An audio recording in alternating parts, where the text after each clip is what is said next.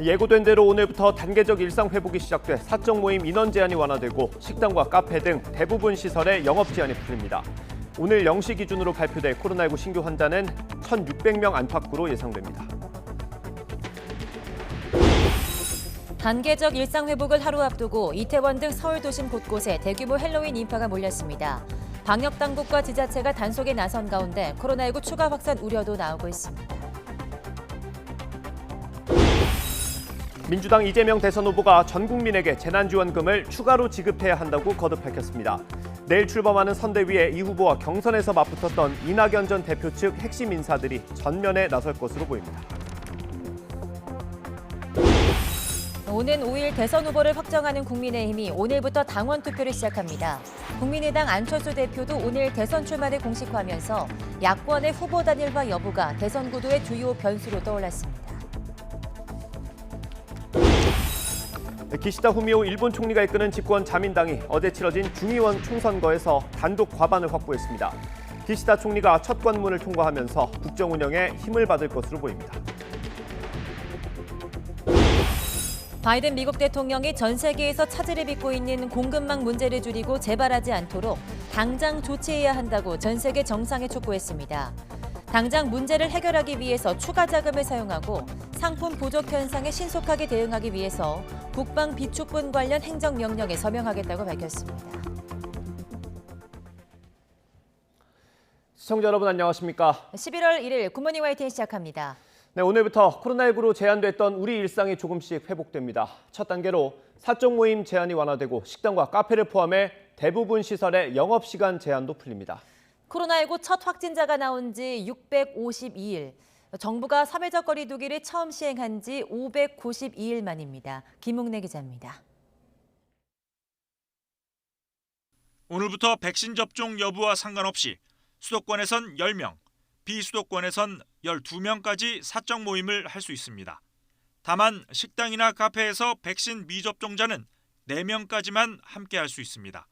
식당과 카페 등 다중 이용시설의 영업시간 제한은 유흥시설 등을 빼곤 모두 해제됩니다. 유흥시설은 자정까지만 영업할 수 있고 학원도 수험생들의 안전을 고려해 이번 달 22일 수능시험 이후에 제한을 풉니다. 일상회복 1단계 시행 시점은 오늘 새벽 5시. 0시부터 시작하지 않는 건 어젯밤 헬로윈 파티가 밤새 이어지는 걸 막기 위해서입니다. 방역 패스도 시작됩니다. 노래 연습장이나 목욕탕, 실내 체육시설과 경마, 경륜, 카지노 등 13만여 개 시설에 입장할 때는 백신 접종 완료 증명서나 PCR 검사 음성 확인서를 보여줘야 합니다. 집회나 행사에는 미접종자를 포함할 경우 99명까지, 접종 완료자나 음성 확인자만 참여할 경우 499명까지 모일 수 있습니다. 영화관과 공연장, 스포츠 경기장 등에선 접종 완료자 등만 이용하는 경우 취식도 가능해집니다. 스포츠 관람은 접종 여부와 상관없이 경기장 수용 인원의 50%가 입장할 수 있지만 접종 완료자로만 구성되면 100% 입장할 수 있습니다. 종교 활동도 비접종자가 포함되면 정원의 50%까지 모일 수 있고 접종 완료자 등으로만 구성했을 경우 인원 제한 없이 모일 수 있습니다. 정부는 확진자 추이 등을 살펴 우려 상황이 벌어지지 않는다면 6주 간격으로 2단계, 3단계의 단계적 일상 회복을 시행할 계획입니다. 다음 달 13일에 2단계, 내년 1월 24일 3단계 시행을 계획하고 있지만 중환자실과 입원 병상 가동률이 75%를 넘는 등 위기가 올 경우 일상 회복을 잠시 중단하는 방침도 세워두고 있습니다. YTN 김웅래입니다. 네, 국내 방역 수칙도 단계적으로 완화됩니다. 국방부는 오늘부터 병사들의 평일 외출을 전면 허용하고 외박도 위험도를 봐가면서 허용 여부를 결정하기로 했습니다. 면회는 장병의 경우 백신 접종 여부와 상관없이 가능하지만 면회객은 접종 완료자나 48시간 내 코로나19 음성 확인자로 제한됩니다. 한때 검토됐던 영내 노마스크는 시행하지 않기로 했습니다. 단계적 일상 회복 시행 하루 전이자 헬로윈데이였던 어제 서울 도심 곳곳이 인파로 북적였습니다. 특히 헬로윈데이 중심지로 꼽히는 이태원에는 어제 하루에만 4만여 명이 다녀갔고 주말 방문자까지 합치면 10만 명 넘게 몰렸던 것으로 파악됐습니다. 서울시 합동단속반은 헬로윈데이 당일 이태원과 홍대, 강남 일대에서 특별단속을 벌여 식당과 술집 등에서 방역수칙 위반 사례 7건을 적발했습니다. 합동단속반은 내일까지 특별단속을 이어갑니다. 오늘부터 시행되는 단계적 일상 회복을 앞두고 전국에서 코로나19 신규 확진자 발생이 잇따랐습니다. 어제 0시부터 밤 9시까지 전국에서 양성 판정을 받은 확진자는 모두 1,413명으로 나타났습니다. 주말 검사 건수가 줄어든 영향으로 그제 같은 시간보다는 460명 정도 적지만 지난주 일요일보다는 280여 명 많은 규모입니다. 이런 추세를 볼 때 오늘 0시 기준으로 발표될 신규 확진자 수는 1,500명에서 1,600명대를 기록할 것으로 전망됩니다. 정부는 단계적 일상 회복이 시작됨에 따라 앞으로 중환자 치료에 집중하고 무증상자나 경증 환자를 대상으로는 재택 치료를 확대한다는 계획입니다. 하지만 전문가들은 재택 치료 확대는 좀 더 시간을 갖고 꼼꼼하게 준비해야 한다고 조언합니다. 최명신 기자입니다. 정부는 단계적 일상 회복으로 하루 5천 명의 신규 환자가 발생할 가능성에 대비해 병상을 준비하고 있습니다. 하루 1만 명도 감당할 수 있다고 강조합니다. 현재 보게 되면 중등증, 지금 감염병 전담병원은 9,956병상이 준비되어 있습니다. 그리고 가장 중요한 위중증, 중증 같은 경우에는 1,065병상이 있습니다. 정부는 중환자 치료에 집중하는 대신 무증상자나 경증 환자의 경우 재택 치료를 확대하기로 했습니다. 하지만 전문가들은 재택 치료 확대 과정에 차질을 우려합니다. 방역 체계 전환으로 신규 환자가 늘면 재택 치료 환자도 늘 수밖에 없는데 응급구조 시스템이 완벽하게 짜여져 있지 않은 상태에선 자칫 위험한 결과를 초래할 수도 있다고 지적합니다. 지난 21일 서울에서 재택 치료를 받던 60대 환자가 적절한 응급치료를 받지 못해 숨진 것 같은 사례가 언제든 발생할 수 있다는 겁니다. 만일 6천 명이 재택치료자가 갑자기 그중에 100명, 200명이 같은 날 만일에 중증으로 발생할 수 있다. 발열이 38도, 호흡곤란이 오면 그 구급차가 동시에 이송을 할 수 있을까요? 저는 굉장히 그 점이 걱정이 됩니다. 전문가들은 의사가 입원을 권고해도 확진자가 재택치료를 원하면 강제할 방법이 없는 점도 개선이 필요하다고 지적합니다. 또 현재 70세 미만 입원 요인이 없는 무증상 환자나 경증 환자로 돼 있는 재택치료 대상자도 60세 미만으로 낮출 것을 주문했습니다.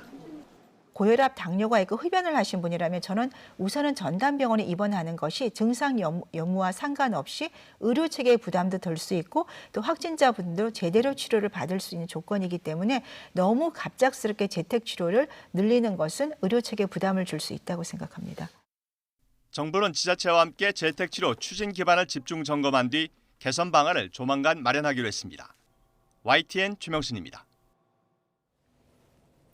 주요 20개국 G20 정상들이 내년 중반까지 전 세계 모든 국가의 코로나19 예방 백신 접종률을 70%까지 끌어올리겠다는 목표를 제시했습니다. G20 정상들은 이탈리아 로마에서 현지 시각 31일 정상회의를 하고서 채택한 공동 선언문을 통해서 백신이 세계적인 바이러스 대유행에 대처하는 가장 중요한 수단 가운데 하나라며 이러한 목표를 설정했습니다. 정치권 소식입니다. 민주당 이재명 대선 후보는 휴일을 맞아서 상대적으로 지지층이 약한 2030 세대 여성들을 만났습니다. 재난지원금에 대해선 적어도 30만 원은 더 줘야 한다면서 추가 지급 논의에 다시 한번 불을 지폈습니다. 내일 대규모 선대위 출범을 앞두고 인선 윤곽도 드러나고 있습니다. 김태민 기자의 보도입니다. 이재명 후보가 평소와 다른 편안한 체육복 차림으로 공식 석상에 나타났습니다. 휴일을 맞아 2030 세대 여성 동호인들과 함께하는 생활체육 행사에 참석한 겁니다. 하나, 둘, 셋, 파이팅! 직접 시합에 나서 땀을 흘리며 팀원들과 호흡을 맞췄습니다.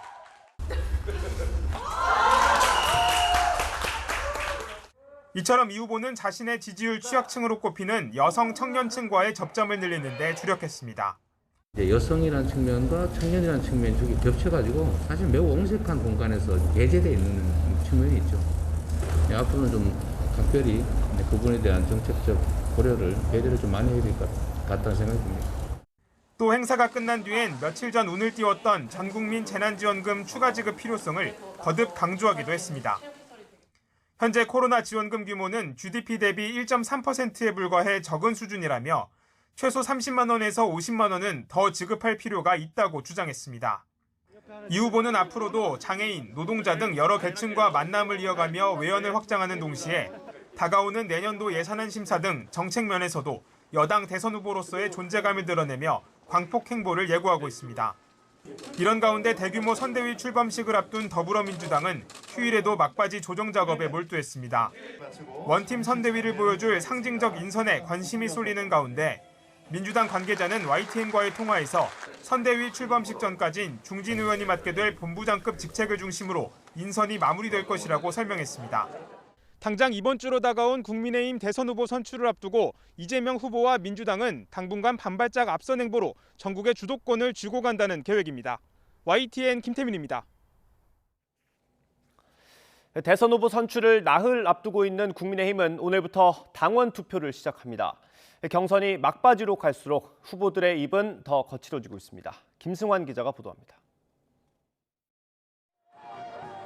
최종 경선 당원 투표를 하루 앞두고 국민의힘 후보들이 앞다퉈 지지를 부탁했습니다. 다른 후보들로는 민주당 이재명 후보를 상대로 승리할 수 없다면서 저마다 자신들의 본선 경쟁력을 강조했습니다. 홍준표 의원은 윤석열 전 검찰총장이 직격탄을 날렸고 문정권이 설치한 의혹의 시한폭탄을 주렁주렁 달고 있는 후보로는 결코 대선 승리를 장담할 수 없습니다.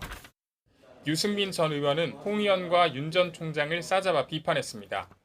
온갖 비리 의혹, 막말, 망언에다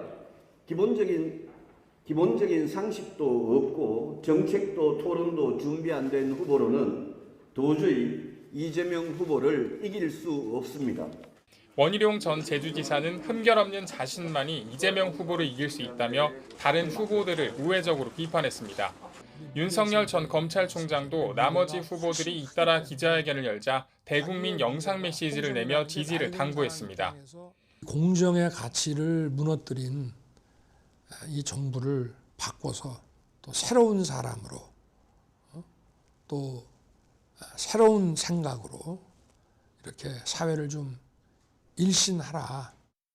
윤석열 전 총장 캠프에서도 독고다이는 지도자가 될 수 없다거나 민주당 지지자들이 경선 개입 차원에서 고른 일회용 후보라며 홍준표 후보에 대한 날선 비난을 이어갔습니다. 국민의힘 최종 대선 후보는 당원 투표를 시작으로 수요일과 목요일 이틀 동안 실시되는 여론조사를 거쳐 금요일 결정됩니다.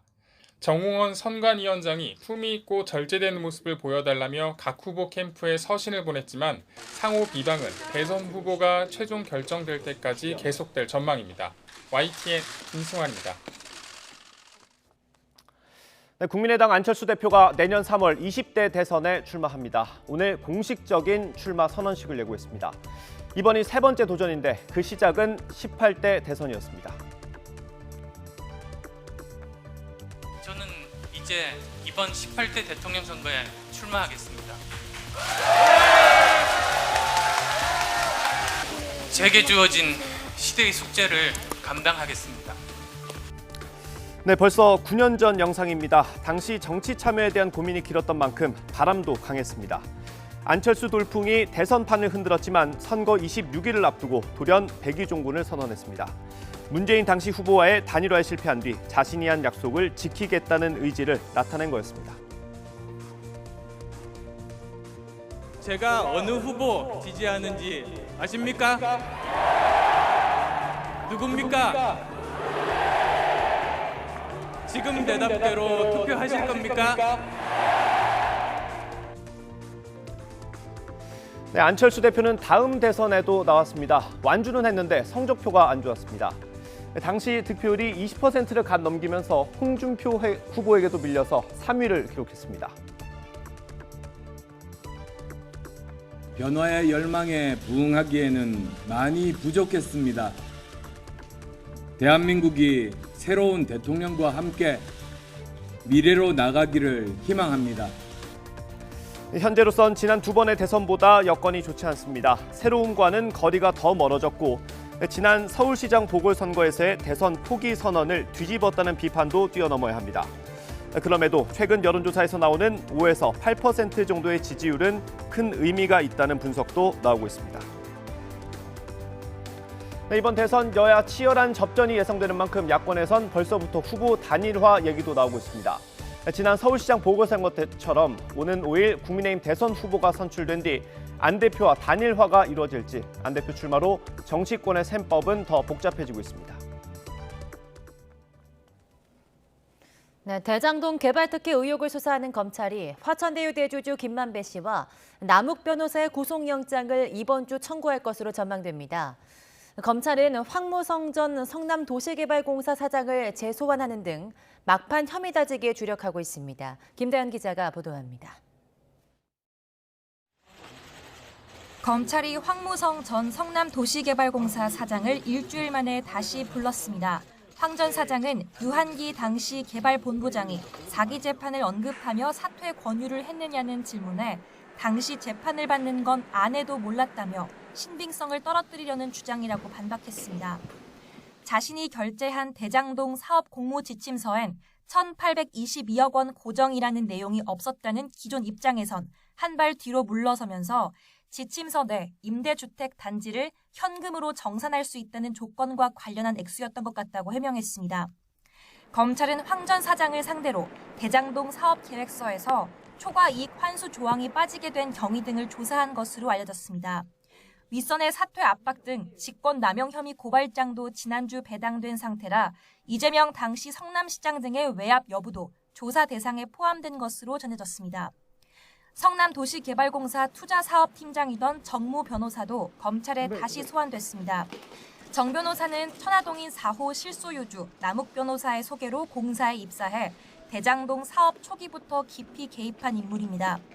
유동규 전 본부장관은 부동산 개발 회사인 유원홀딩스를 세워 대장동 수익의 자금 세탁 용도로 활용했다는 의혹도 받고 있는데 검찰은 최근 일주일 동안 5일 이상 정 변호사를 소환했습니다. 검찰은 2015년 이재명 당시 성남시장에게 직접 보고했다는 대장동 사업 관련 내용이 뭔지, 초과 이익 환수 관련도 들어있는지 등을 강도 높게 추궁한 것으로 보입니다.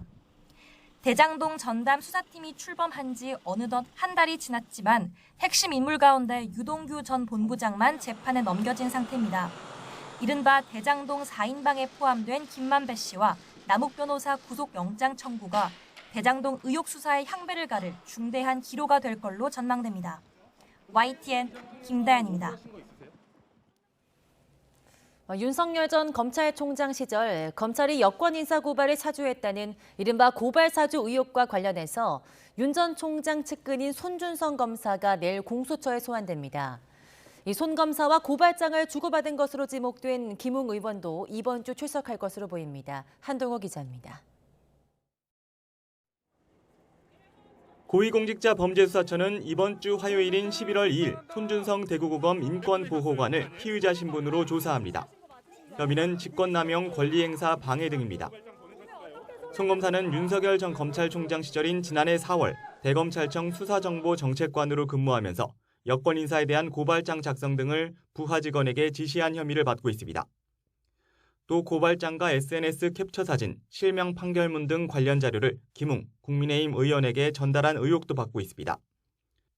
앞서 공수처는 10월 20일과 23일 손 검사 체포영장과 구속영장을 청구했지만 법원에서 모두 기각됐습니다. 법원은 구속영장을 기각하면서 손 검사가 향후 수사에 성실히 임하겠다고 진술한 점 등을 고려하면 도망할 우려가 있다고 보기 어렵다고 밝혔습니다.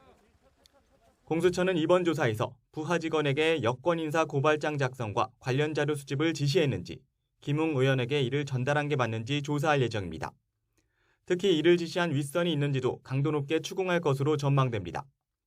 앞서 손 검사 측은 구속 전 피의자 신문에서 손준성 보냄이 찍힌 텔레그램 메시지가 자신이 최초로 보낸 게 아니라 누군가가 준 것을 다시 되돌려준 반송 차원일 수 있다고 주장했습니다. 손 검사와 고발장을 주고받은 것으로 지목된 김웅 의원도 이번 주 공수처에 출석해 조사받을 것으로 예상됩니다. 김 의원은 공수처와 일정 조율을 마친 것으로 알려졌는데 구체적으로 언제 출석할진 김 의원과 공수처 모두 공개하지 않았습니다. 김 의원은 지난해 4월 고발 사주 의혹 제보자 조성은 씨와의 통화에서 고발장 작성과 접수 검찰청 등을 누군가와 사전 교감한 것으로 의심받고 있습니다. 고발장 초안을 아마 저희가 만들어서 일단 보내드릴게요. 자료들이랑 이런 것들 좀 모아서 일단 드릴 테니까 네네네. 그거 하고 고발장을 네. 남부지검에 내랍니다. 이 정도 보내고 나면 검찰에서 알아서 수사해준다 이렇게 하시면 돼요. 고발 사주 의혹의 핵심 인물인 손 검사와 김 의원 소환 조사는 공수처 수사의 중대한 분수령이 될 전망입니다. YTN 한동우입니다. 일본 중의원 선거에서 집권 자민당이 단독 과반 의석을 확보해 정권 유지가 확실한 걸로 나타났습니다. 기시다 총리는 첫 시험대를 통과하면서 국정 운영에 탄력을 받을 것으로 보입니다. 김선희 기자의 보도입니다. 기시다 일본 총리 겸 자민당 총재가 중의원 당선자 이름에 꽃을 달아줍니다. 자민당은 이번 중의원 선거에서 단독 과반 의석 확보에 성공했습니다. NHK는 자민당이 단독으로 총 465석 중 절반을 넘어서 과반을 확보했다고 밝혔습니다. 의석 감소도 예상보다 적어 기시다 총리는 첫 시험대를 통과하며 국정 운영에 탄력을 받을 것으로 보입니다. 직전에 276석에는 못 미치지만 상임위 전체 위원장과 모든 상임위 과반을 장악하는 좋은 성적을 받았습니다. 다만 총선 승리를 위해 모범을 보여야 할 아마리 아키라 자민당 간사장이 지역구에서 야당 신인에게 밀려 패배했습니다. 불법 자금을 받았다는 의혹을 제대로 해명하지 못한 것이 영향을 미친 것으로 추정됩니다.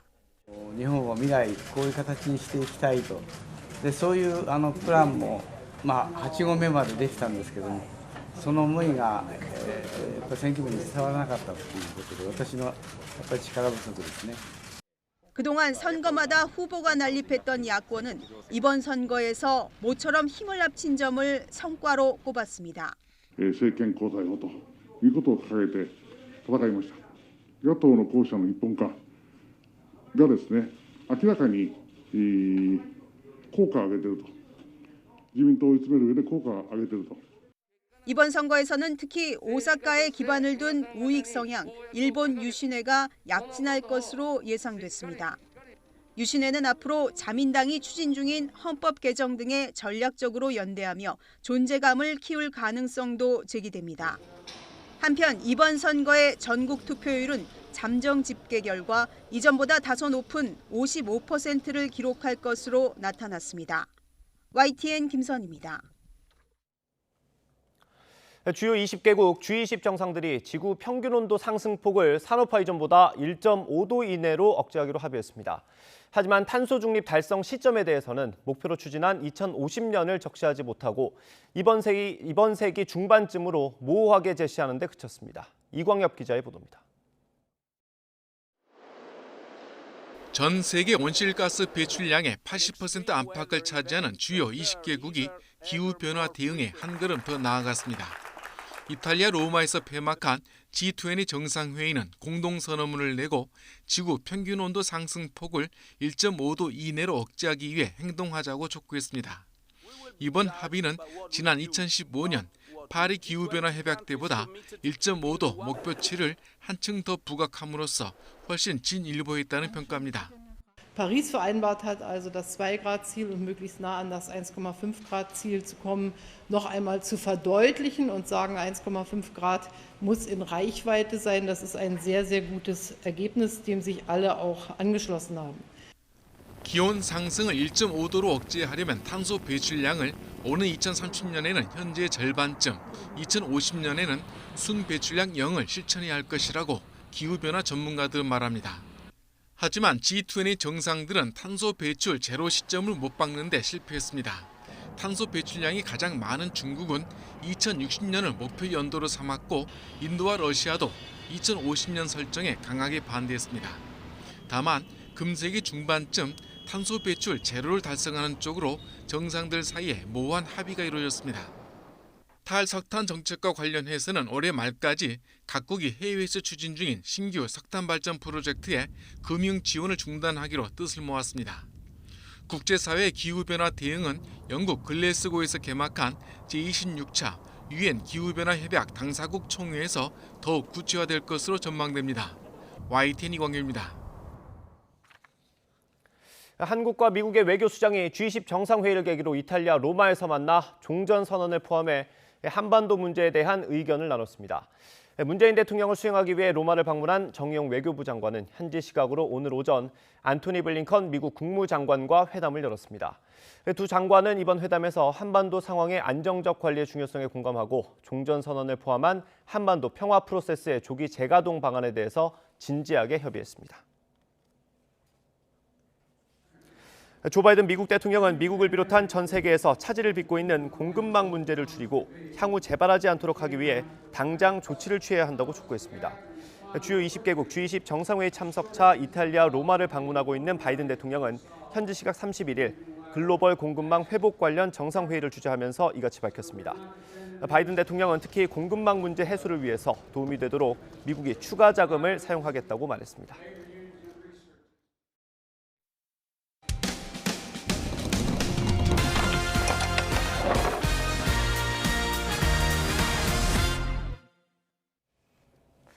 서울의 한 애견 미용실 직원이 생후 9개월 된 강아지를 학대했다는 제보가 들어왔습니다.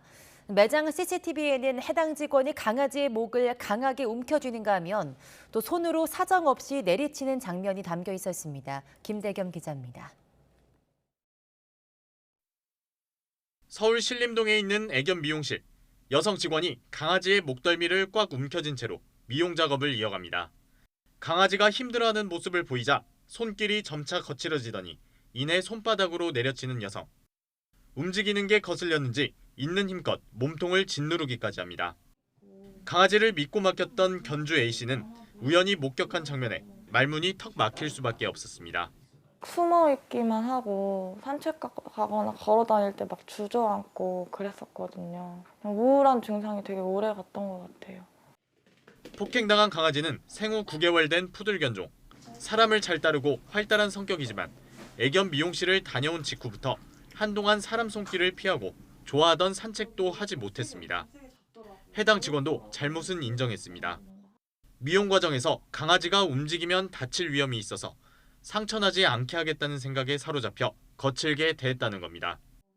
하지만 영상에 담긴 폭행 전 강아지의 모습은 너무나 차분해 보였다는 A씨. 결국 고민 끝에 사과를 받아들인 대신 해당 직원을 경찰에 고소하기로 했습니다. 그냥 아무 일 없다는 듯이 일하니까 저희가 상처받고 피해받은 것처럼 그 사람들도 잘못한 거에 대해서 벌을 받았으면 좋겠어서요. 제2의 피해자가 발생하지 않았으면 좋겠는 마음에서. 앞서 지난 8월 대전에서도 애견 미용실 직원이 생후 8개월 강아지를 때려 벌금형 처분을 받는 등 학대로부터 가장 안전해야 할 반려동물 업체가 오히려 학대 장소로 변하는 경우가 적지 않습니다. 농림축산식품부도 CCTV 설치와 학대 영업장의 등록 취소 의무화 등 법 개정을 추진하고 있습니다.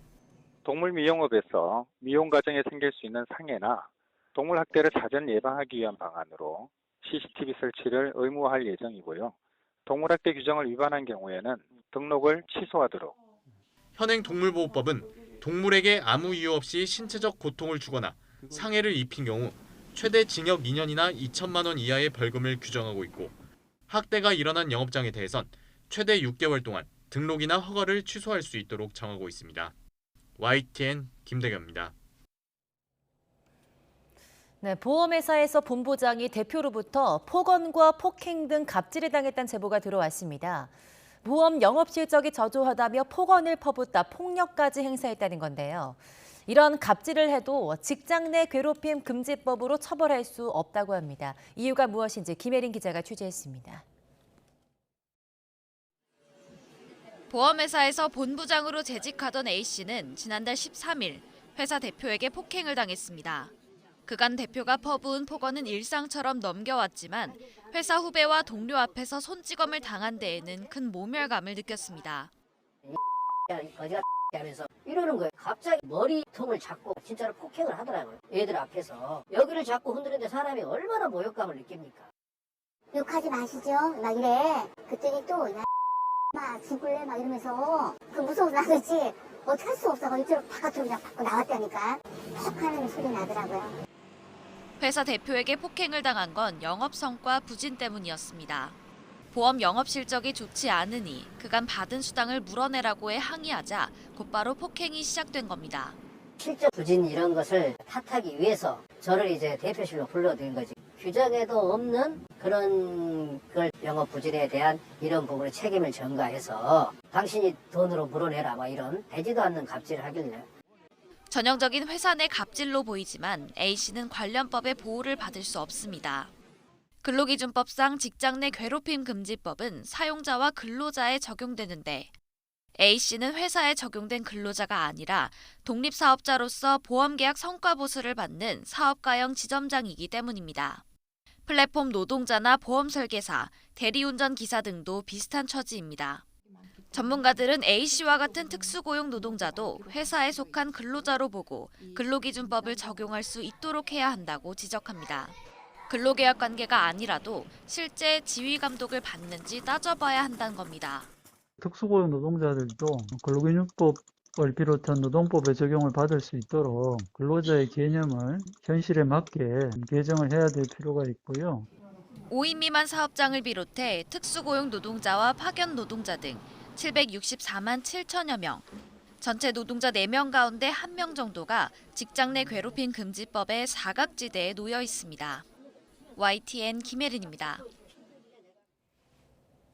단계적 일상 회복, 이른바 위드 코로나에 맞춰서 소비 쿠폰부터 코리아 세일 페스타까지 다양한 할인 행사가 이어집니다. 소비를 늘려서 성장률을 높여보겠다는 건데요. 안 그래도 높은 물가를 더 자극할 수 있다는 걱정도 나오고 있습니다. 권남기 기자입니다. 점심 대목에도 한산한 식당.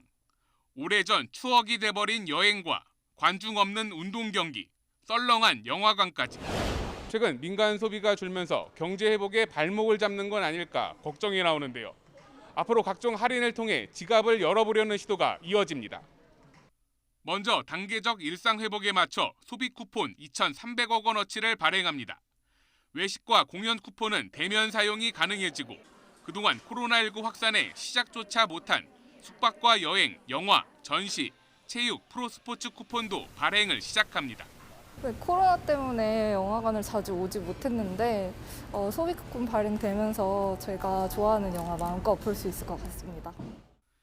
일명 코세페로 불리는 국내 최대의 할인 행사 코리아 세일 페스타도 역대 최다인 2천여 개 업체가 참여한 가운데 보름 동안 열립니다. 일상 회복, 이른바 위드 코로나에 맞춘 이 같은 소비 부양책엔 돈을 풀어서라도 올해 목표 성장률 4%를 달성하겠다는 정부의 의지가 담겨 있습니다. 금년도 각 부처 재정 사업이 모두 집행될 수 있도록 철저히 관리해 주시기 바랍니다. 또한 내수 활성화와 투자 수출 촉진을 위한 조치들이 하지만 2조 5천억 원 규모의 유류세 인하와 같이 각종 물가 안정 대책을 쏟아내는 와중에 돈을 더 풀어 소비를 자극하는 건 정책 엇박자란 지적도 나옵니다. 소비 쿠폰을 늘리게 되면은 시중의 유동성이 늘어나잖아요. 그러면은 물가는 당연하게 올라가야 되는 거예요. 물가를 과대하게 올릴 가능성이 높거든요. 그러면 또 문제가 생기는 거죠. 민간 소비를 살려 성장률을 높이는 동시에 끝없이 올라가는 물가도 잡으려는 정부의 시도가 일상 회복의 시작과 맞물려 어떤 결과를 가져올지 주목됩니다. YTN 권남기입니다. 네, 가을이 깊어가는 요즘 동해안 하천에는 먼 바다로 떠났던 연어가 알을 낳기 위해 돌아오고 있습니다. 강물을 거슬러 고향을 찾은 연어의 마지막 산란 여정을 송세혁 기자가 취재했습니다. 국내 최대 연어 회기하천인 양양 남대천입니다. 북태평양과 베링해까지 2만 킬로미터의 긴 여정을 마친 연어떼가 가득합니다. 잠시 숨을 고르더니 거센 물살을 거슬러 올라갑니다. 알을 낳는 산란기를 맞아 본능적으로 자신이 부화하고 자랐던 곳을 찾아가는 겁니다. 장애물에 가로막혀도 여러 차례 도전 끝에 힘껏 몸을 솟구쳐 결국 넘어섭니다.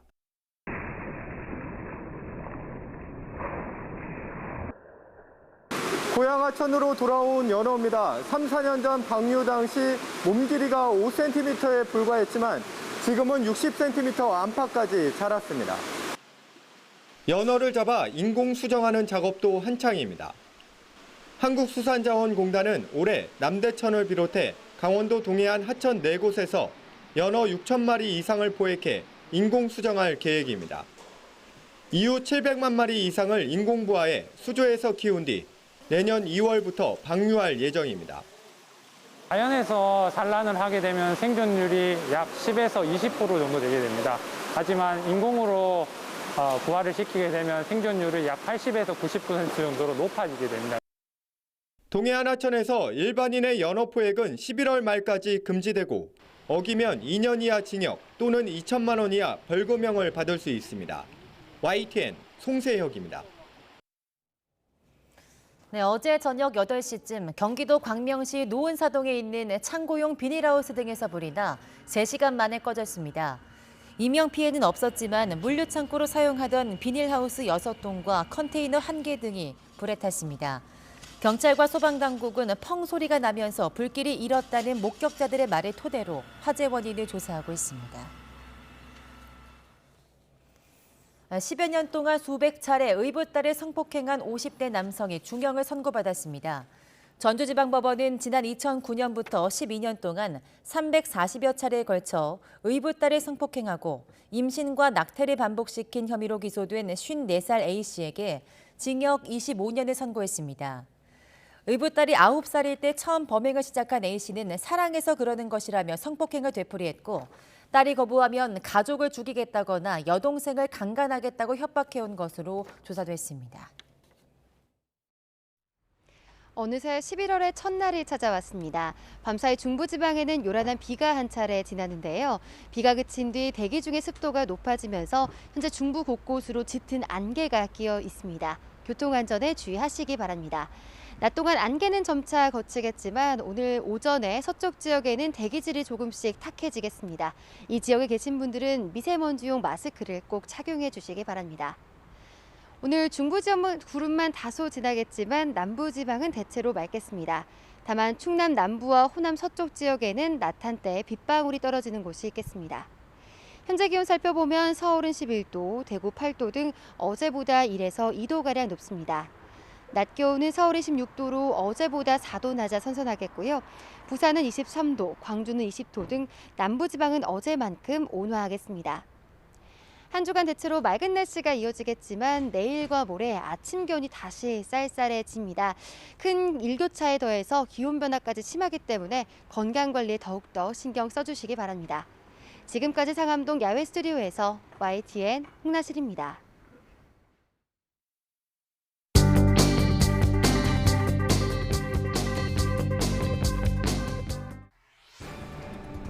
주요 일간지는 어제 서울 이태원 거리에 헬로윈을 즐기려는 인파로 가득한 사진을 일면에 실었습니다. 이미 심리적 무장 해제라는 전문가의 우려가 나오는 등 단계적 일상 회복의 시작부터 불안한 모습을 짚었습니다. 중앙일보는 공직 자괴감을 느낀 산업부의 30, 40대 에이스들이 줄사표를 던지고 있다고 보도했습니다. 문재인 정부 들어 산업부를 떠난 3, 4급 공무원은 무려 61명으로 탈원전 등 일방적인 지시와 반대라인 배제 등이 원인으로 지목됩니다. 한국일보는 여당도 놀란 이재명 곡간정치란 제목의 기사를 일면에 실었습니다. 재난지원금이 1인당 100만 원은 돼야 한다며 30만 원에서 50만 원씩 추가 지급해야 한다는 이재명 대선 후보의 주장을 실현하기 위해선 내년 예산에 최대 26조를 증액해야 한다고 추산돼 정부와 여당에서도 부정적 반응이 나온다고 보도했습니다. 대장동 개발 의혹의 핵심 인물 유동규 전 성남도시개발공사 기획본부장이 사전에 업자를 내정한 정황이 나왔습니다. 경향신문은 이 같은 내용이 담긴 성남도시개발공사와 민간사업자 간 회의록을 입수했다며 2014년 초에 이미 유 전 본부장과 대장동 세력이 사업 설계에 관한 논의를 마친 게 아니냐는 의혹을 제기했습니다. 조선일보는 한국이 탄소 배출량을 40% 줄일 때 세계는 9% 줄인다고 보도했습니다.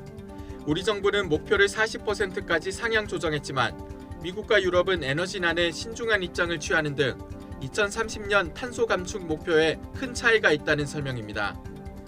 6억 이하 아파트가 서울에서 씨가 마르고 있다고 서울신문이 보도했습니다. 집값 상승에 더해 대출 규제 강화로 인한 풍선 효과로 6억 이하 매물이 품기를 빚고 있습니다. 한겨레는 양부모의 학대로 숨진 정인이와 비슷한 사례가 19명 더 있었다고 보도했습니다. 2013년부터 2020년까지 아동학대 신고 15만 5천여 건 가운데 최소 20명이 재학대 사망했다는 것을 처음 확인했다고 설명했습니다. 조간브리핑 김평정입니다.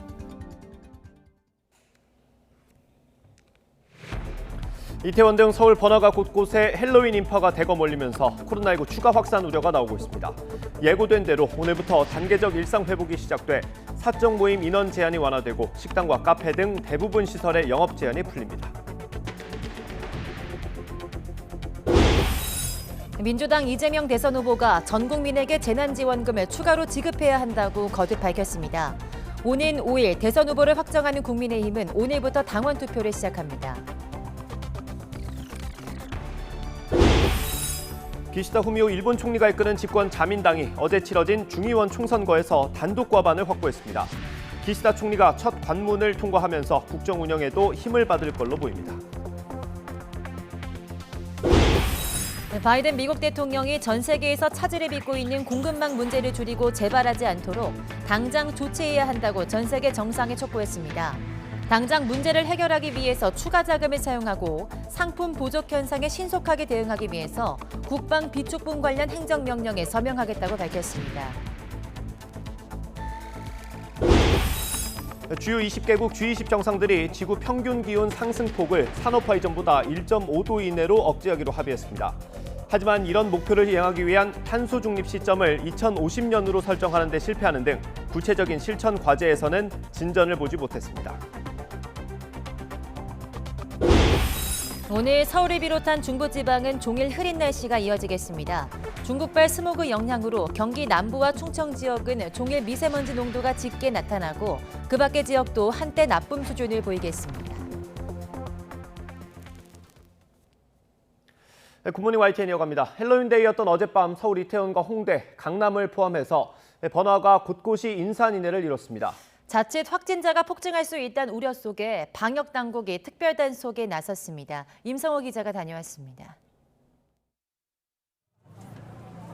지자체 합동 단속반이 인파를 비집고 한 클럽 앞에 도착합니다. 방역 수칙을 제대로 지키는지 확인하기 위해서입니다. 그런데 시작부터 난관에 부닥쳤습니다. 사장님 점검은 해야죠. 점검할 수 있잖아요. 아니 점검을 누가 못하게 해요. 근데요. 후보는 하잖아요. 우리가 하잖아요. 후보한 날 아니라. 앞에는 한 번도 안 마시고. 제가 가고 있다고. 얼마간의 실랑이 끝에 취재진은 들여보내지 않는다는 조건을 건 뒤에야 단속반은 겨우 내부를 점검할 수 있었습니다. 인근의 다른 클럽. 단속반은 한 테이블에 손님이 8명을 넘진 않는지, 백신 미접종자가 기준보다 많지는 않은지 꼼꼼히 확인합니다. 코로나 방역 점검 때문에 나왔습니다. 백신 확인 좀 부탁드릴게요. 다른 곳에선 일반 음식점인데도 음악을 크게 틀어놓고 클럽처럼 영업한 업소가 적발되기도 했습니다. 저희가 그냥 춤추는 가게가 아니거든요. 누가 들어도 밖에서 보면은 네. 지금 엄청 그 춤추는 음악들과 신나는 음악을 좀 틀어놓으셨잖아요. 헬로윈데이 합동 단속 결과 출입자 명부를 부실하게 관리하거나 춤추기 금지를 위반한 음식점 등 7곳이 적발됐습니다. 헬로윈데이를 앞둔 지난달 29일에도 서울에서만 방역수칙 위반 7건, 업주와 종업원, 손님 등 272명이 적발됐습니다. 진짜 시험은 이제부터입니다. 단계적 일상회복 시행으로 식당과 유흥시설 영업 제한이 대부분 풀리기 때문입니다. 이와 맞물려서 지난해 클럽발 집단 감염이 재현될 수 있다는 걱정도 나오고 있습니다. 과거에 이태원 때 그런 대유행을 좀 생각하면 될 것 같습니다. 지금이 확산세의 기로에 서 있는데 젊은 층을 통한 감염이 결국은 가족이나 지역사회 감염에 아주 중요한 고리가 될 수 있기 때문에 서울시와 방역당국은 우선 내일까지 특별 단속을 이어갑니다. 또 이후에도 유흥시설 등 고위험 다중이용시설은 접종 완료자와 음성 확인자만 이용할 수 있게 하는 방역 패스제를 적용하는 등 강도 높게 관리한다는 방침입니다. YTN 임성호입니다. 네, 오늘부터 시행되는 단계적 일상회복을 앞두고 전국에서 코로나19 확진자가 잇따랐습니다. 어제 0시부터 밤 9시까지 전국에서 코로나19에 새로 감염된 환자는 모두 1,413명으로 집계됐습니다. 주말 검사 건수가 줄어든 영향으로 그제 같은 시간보다는 460명 정도 적지만 지난주 일요일보다는 280여 명 많은 규모입니다. 이런 추세로 볼 때 오늘 0시 기준으로 발표된 신규 확진자 수는 1,500명에서 1,600명대를 기록할 것으로 보입니다. 네, 오늘 새벽 5시부터 코로나19 단계적 일상 회복 첫 단계가 시작됐습니다. 정부는 지난달 29일 확정한 단계적 일상 회복 3단계 이행 계획에 따라서 오늘부터 1단계 방역 완화 계획을 시행한다고 밝혔습니다. 이에 따라 수도권은 10명까지, 비수도권은 12명까지 모일 수 있고 식당과 카페 등 대부분 시설의 영업 제한이 풀려서 24시간 영업이 가능합니다. 새벽 영업은 내일 오전부터 시작됩니다. 다만 감염 고위험 시설인 유흥시설과 콜라텍, 무도장만 밤 12시 영업 제한을 받습니다. 단계적 일상 회복에 맞춰서 국내에서도 방역 수칙이 조금씩 완화됩니다. 네, 오늘부터 장병들의 외출과 면회가 전면 허용될 예정인데요. 한때 검토했던 영내 노마스크는 허용하지 않기로 했습니다. 이승윤 기자입니다. 코로나19 상황에서 툭하면 휴가가 통제되고 외출과 면회까지 금지되면서 장병들은 고립감에 시달려왔습니다. 정부의 단계적 일상회복 지침에 맞춰 오늘부터 군 장병의 평일 외출과 면회가 전면 허용됩니다. 평일 외출을 통해서 친구들도 만나고 주말에 부모님과 면회도 할 수 있게 되어서 너무 기쁘게 생각됩니다. 다만 외박은 당분간 통제되고 면회를 오는 사람은 접종 증명서나 48시간 이내 음성 확인서를 제출해야 합니다. 휴가는 현행대로 실시하되 적체 인원이 있으면 확대할 수 있도록 했습니다. 이제 가족들도 만나고 친구들도 만나며 회복도 하고 남은 군 생활도 열심히 개인 방역 지침 준수하면서 할 수 있을 것 같아서 좀 더 힘 받고 열심히 할 수 있을 것 같습니다. 민간인 접촉이 제한된 곳에서만 실시하던 부대 훈련도 방역 대책을 세워 정상 시행됩니다. 문제는 휴가자들을 통해 군내 돌파 감염과 집단 감염이 끊이지 않고 있다는 점. 최근 일부 부대에서 발생한 집단 감염이 반복되지 않도록 지휘관과 간부들부터 경각심을 갖고 솔선수범하여 방역 지침을 준수해 줄 것을 당부합니다. 국방부는 한때 검토됐던 영내 노마스크는 허용하지 않기로 했습니다. 방역 대책은 더 강화해 입영 후 2차례 실시하는 PCR 검사를 한 차례 더 늘립니다.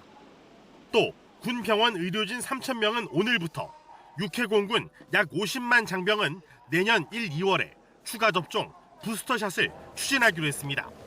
YTN 이승윤입니다. 10월의 마지막 날이었던 어제 공원과 관광지에는 나들이 객들의 발길이 이어졌습니다. 쾌청한 날씨 속에 깊어가는 가을을 만끽했습니다. 박종혁 기자가 전합니다. 가을의 전령, 은빛 억새가 바람에 살랑이며 나들이 객들에게 가을 소식을 전합니다. 주변의 숲도 알록달록 물들어가며 가을 정취를 더해줍니다. 맑고 쾌청한 완연한 가을 날씨에 수목원을 찾은 사람들이 많습니다. 산책로를 거닐기도 하고 핑크뮬리 등 가을꽃을 배경으로 사진을 찍으며 가을을 만끽합니다. 은행은 여전히 노랗고 단풍색은 여전히 빨개요. 근데 그 여전한 것이 가을이 되니까 또 찾아와 주는 게 당연하면서도 참 고맙다는 생각이 드네요. 행사장으로 들어가는 길, 관람객들이 줄을 섰습니다. 체온을 재고 방문 확인 전화를 하는 등 방역 수칙에 따라 입장하는 겁니다. 그렇게 들어가니 국화향이 가득한 축제장에는 나들이객들도 많이 찾았습니다. 꽃터널을 지나며 코로나19로 지친 심신을 달래고 나비로 변한 국화 앞에서 예쁜 표정으로 추억의 한 장을 만들어 봅니다. 가족과 함께 시원한 바닷바람을 맞으며 꽃길을 걸으니 더없이 행복한 시간입니다. 국화축제 있다 그래서 가족끼리 나들이 나왔거든요. 근데 모처럼 나와보니까 너무 화사한 꽃도 너무 좋고 가족들이랑 걸어보니까 너무 좋은 것 같아요. 네, 행복했습니다. 국화축제는 드라이브스루와 도보 관람을 병행하려다 단계적 일상회복 시행을 앞두고 도보 관람으로 전환했습니다.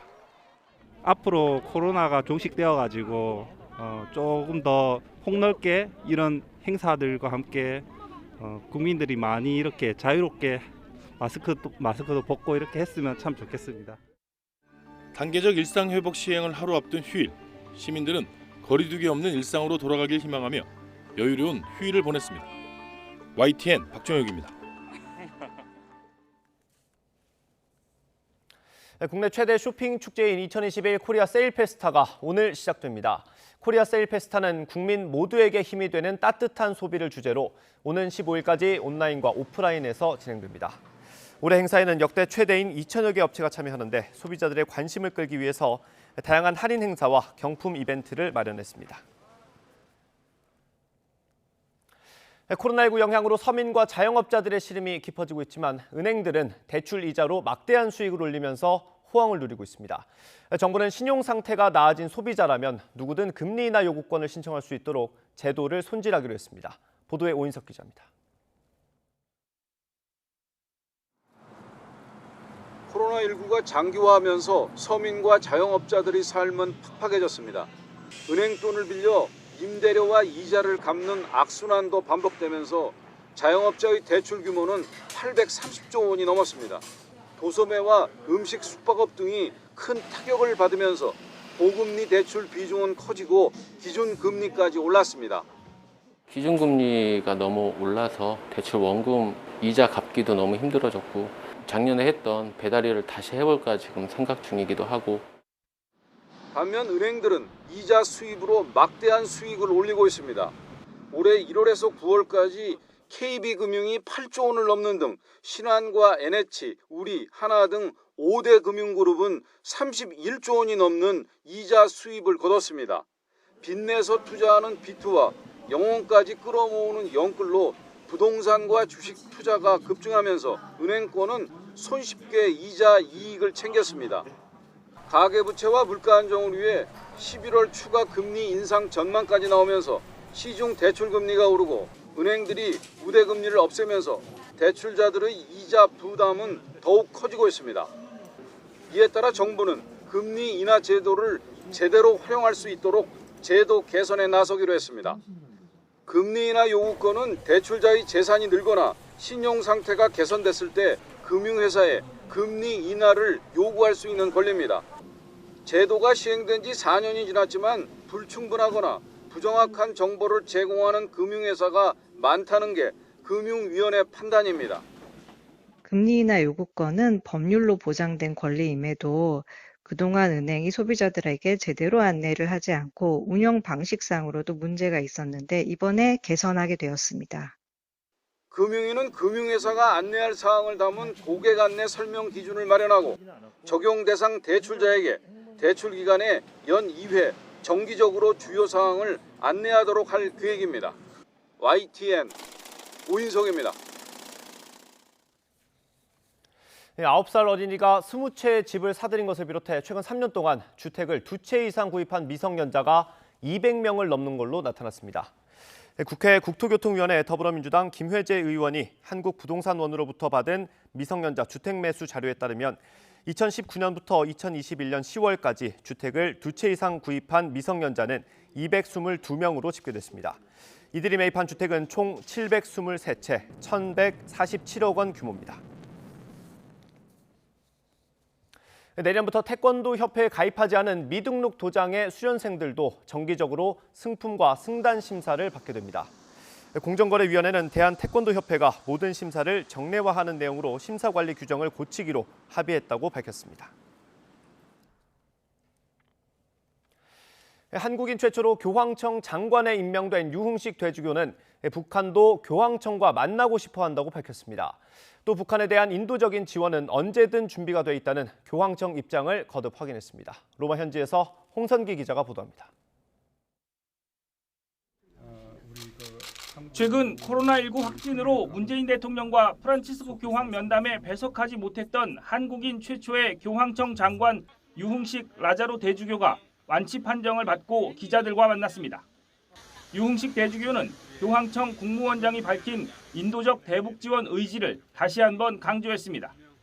또 유 대주교 본인도 기회가 있을 때마다 교황청 안에서 북한에 대한 지원 필요성을 강조하고 있다고 말했습니다. 저도 개인적으로 빠른 중요한 말씀 드릴 적에 북한이 이렇게 참 식량도 어렵고 지금 그것도 어렵습니다. 그러니까 그러면은 이걸 좀 도와줘야 되는데 그러면서 이제 항상 교황청의 대북 백신 지원 가능성에 대해서는 현재 논의되고 있지는 않다고 선을 그었습니다. 그러나 지원을 하게 된다면 교황의 역할을 통해서 북한 주민 전체를 지원하는 것도 가능할 것이라고 밝혔습니다. 경제력이 되느냐는 그건 제가 보기에는 문제될 게 아닙니다. 유 대주교는 교황청 장관으로 있으면서 북한 측 인사와 만날 기회가 열려 있다고 강조했습니다. 이제 북한 대사관이 있고 FAO가 있죠. 그런데 북한 대사관 조금 지금 하여튼 이렇게 해서 또 그쪽에 접촉하는 사람들도 있어요. 북한 인사들과 접촉한 결과 북한 측도 기회가 된다면 교황청과 만나고 싶어 한다고 전했습니다. 다만 북한 고위층의 직접적인 의사 전달은 아닌 것으로 안다면서도 프란치스코 교황의 방북 실현 가능성은 높게 봤습니다. 프란치스코 교황의 방북 의지가 강한 상황에서 한국인 최초의 교황청 장관인 유흥식 대주교가 그 결실을 맺을 수 있을지 주목됩니다. 로마에서 YTN 홍성기입니다. 민주당 이재명 대선 후보는 전국민 재난지원금 추가 지급과 관련해서 최하 30만 원에서 50만 원은 지급해야 한다고 밝혔습니다. 이 후보는 어제 기자들과 만나 재난지원금을 1인당 100만 원은 지급해야 하는데 현재 50만 원 가까이 지급됐다면서 이같이 말했습니다. 이어 경제적 어려움을 겪는 국민을 지원하고 방역과의 복합적 효과를 위해서는 추가 지원이 필요하다고 강조했습니다. 이번 주 금요일 국민의힘 최종 대선 후보가 선출될 예정인 가운데 오늘부터 내일까지 이틀 동안 책임당원 모바일 투표가 진행됩니다. 이어 수요일과 목요일 당원 전화 투표와 함께 일반 시민들을 대상으로 한 여론조사가 전화 면접 방식으로 이뤄집니다. 당원 투표와 여론조사가 각각 50%씩 반영돼 가장 많이 득표한 후보가 이번 주 금요일 국민의힘 최종 대선 후보로 정해집니다. 국민의당 안철수 대표가 오늘 오전 국회에서 대선 출마를 선언합니다. 안 대표의 대권 도전은 이번이 세 번째로 2012년 무소속으로 출마해 당시 민주당 문재인 후보와 단일화를 추진하다가 중도에 하차했고 2017년에는 국민의당 후보로 출마해 3위를 기록했습니다.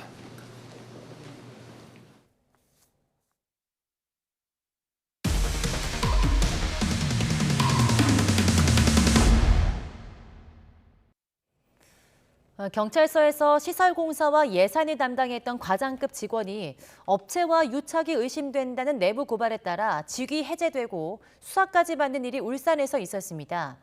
기소 의견으로 사건을 넘겨받은 검찰이 최근 수사 결과를 내놓았는데요. 아무런 범죄 혐의가 없었습니다. 알고 보니 직위 해제돼 수사를 받은 경찰관은 오히려 내부 비리 정황을 찾아내고 예산까지 아낀 것으로 드러났습니다. 보도에 차상은 기자입니다. 경찰에서 예산 업무를 주로 맡으며 일해온 A경정. 하지만 지난해 12월 수사 대상자가 되면서 직위 해제되고 10달 넘게 출근하지 못하고 있습니다. A경정의 가족은 비리 경찰관이 아니라는 내용의 청와대 국민청원을 올리며 진실을 밝혀달라고 호소하고 있지만 경찰은 업체와 유착한 거로 보고 수사를 벌여왔습니다. 그런데 사건을 넘겨받은 검찰이 10달 만에 내린 결론은 증거 불충분에 따른 무혐의. 검찰 판단대로라면 A경정은 뚜렷한 증거도 없이 동료들로부터 비리 경찰관으로 불려 수사를 받은 게 됩니다. YTN은 무혐의로 결론난 A경정 사건이 어떤 배경에서 시작됐는지 추적했습니다. 지난해 2월 울산 남부경찰서 경무과장으로 발령난 A경정은 전임 작대에 들어온 공사 견적서를 살피던 중 이상한 부분을 발견했습니다. 무기고 방수공사를 맡은 울산 지역 업체가 보내온 견적서인데 공사 면적과 금액을 부풀린 사실이 확인된 겁니다. 담당 부서에서 가져온 견적서를 확인을 해보니까 평수가 너무 부풀어져 있어가지고 객관성을 유지하기 위해서 경찰서와 거래한 업체 말고 저는 새로운 업체를 참여를 시켜서 견적서를 이제 다시 바라봅니다. 공사 계약을 중단시킨 A경정은 수의계약 대신 최저가 경쟁 입찰을 진행했고 부산 지역 업체가 선정돼 공사를 마쳤습니다. A경정의 말이 사실인지 확인하기 위해 두 업체의 공사 견적서를 확보해 비교해봤습니다. 수의 계약했던 울산 업체가 제출한 공사 면적은 196제곱미터, 공사비는 821만 원이 필요하다고 돼 있습니다. 경쟁 입찰에 참여한 부산 업체는 실제 면적과 같은 136제곱미터에 공사비 426만 원을 제시했습니다. 바로 곱하기 들어가면 면적이 나오잖아요. 네네. 그리고 도면상에 명확하게 면적이 있어요. 네. 그리고 담당자가 그 면적을 저한테 불러줬거든요. A경정에 확인이 없었다면 기존 업체가 면적을 부풀려 제출한 견적대로 공사가 진행될 뻔한 겁니다. 공사비 부풀리기를 발견한 뒤로 특정 업체와의 수의 계약 대신 최저가 입찰로 공사를 진행하고 허술하게 운영되어 구내식당도 정상화해 예산을 아꼈다는 게 A경정의 주장입니다. 그동안 폭리를 취한 것으로 의심되는 공사업체 등을 수사해야 한다는 의견까지 나왔지만 지난 일은 덮고 넘어가자는 취지로 무마된 것으로 파악됐습니다. 비리 정황을 발견하고도 수사는커녕 과거 계약을 살펴보는 진상조사조차 이루어지지 않은 겁니다. 그런데 얼마 지나지 않아 A경정이 공사를 맡았던 부산업체와 유착된 게 아니냐는 의혹이 제기됐고 일부 직원들은 A경정으로부터 인격을 모독당했다고 내부에 고발했습니다. 결국 A경정은 지난해 10월 다른 경찰서로 전출됐습니다. 한 달 뒤에는 자택과 사무실에 대한 압수수색을 시작으로 피의자 신분으로 전환돼 모든 업무에서 손을 떼게 됐습니다.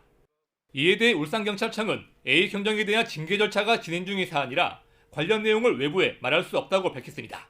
YTN 최상래입니다. 검찰 수사 끝에 비리 혐의를 벗은 A경정은 여전히 주기 해제 상태로 조만간 열릴 징계위원회 판단을 기다리고 있습니다. 부하 직원에게 막말하거나 직무상 부적절한 행동이 있었다는 의심을 받은 것으로 알려졌는데요. 내부 비리를 캐낸 데 대해서 경찰 조직의 보복이란 의견이 나오고 있습니다. 이어서 김정호 기자입니다. 울산경찰청은 지난해 11월 울산 남부경찰서 경무과장을 지낸 A경정에 대한 강제 수사에 들어갔습니다.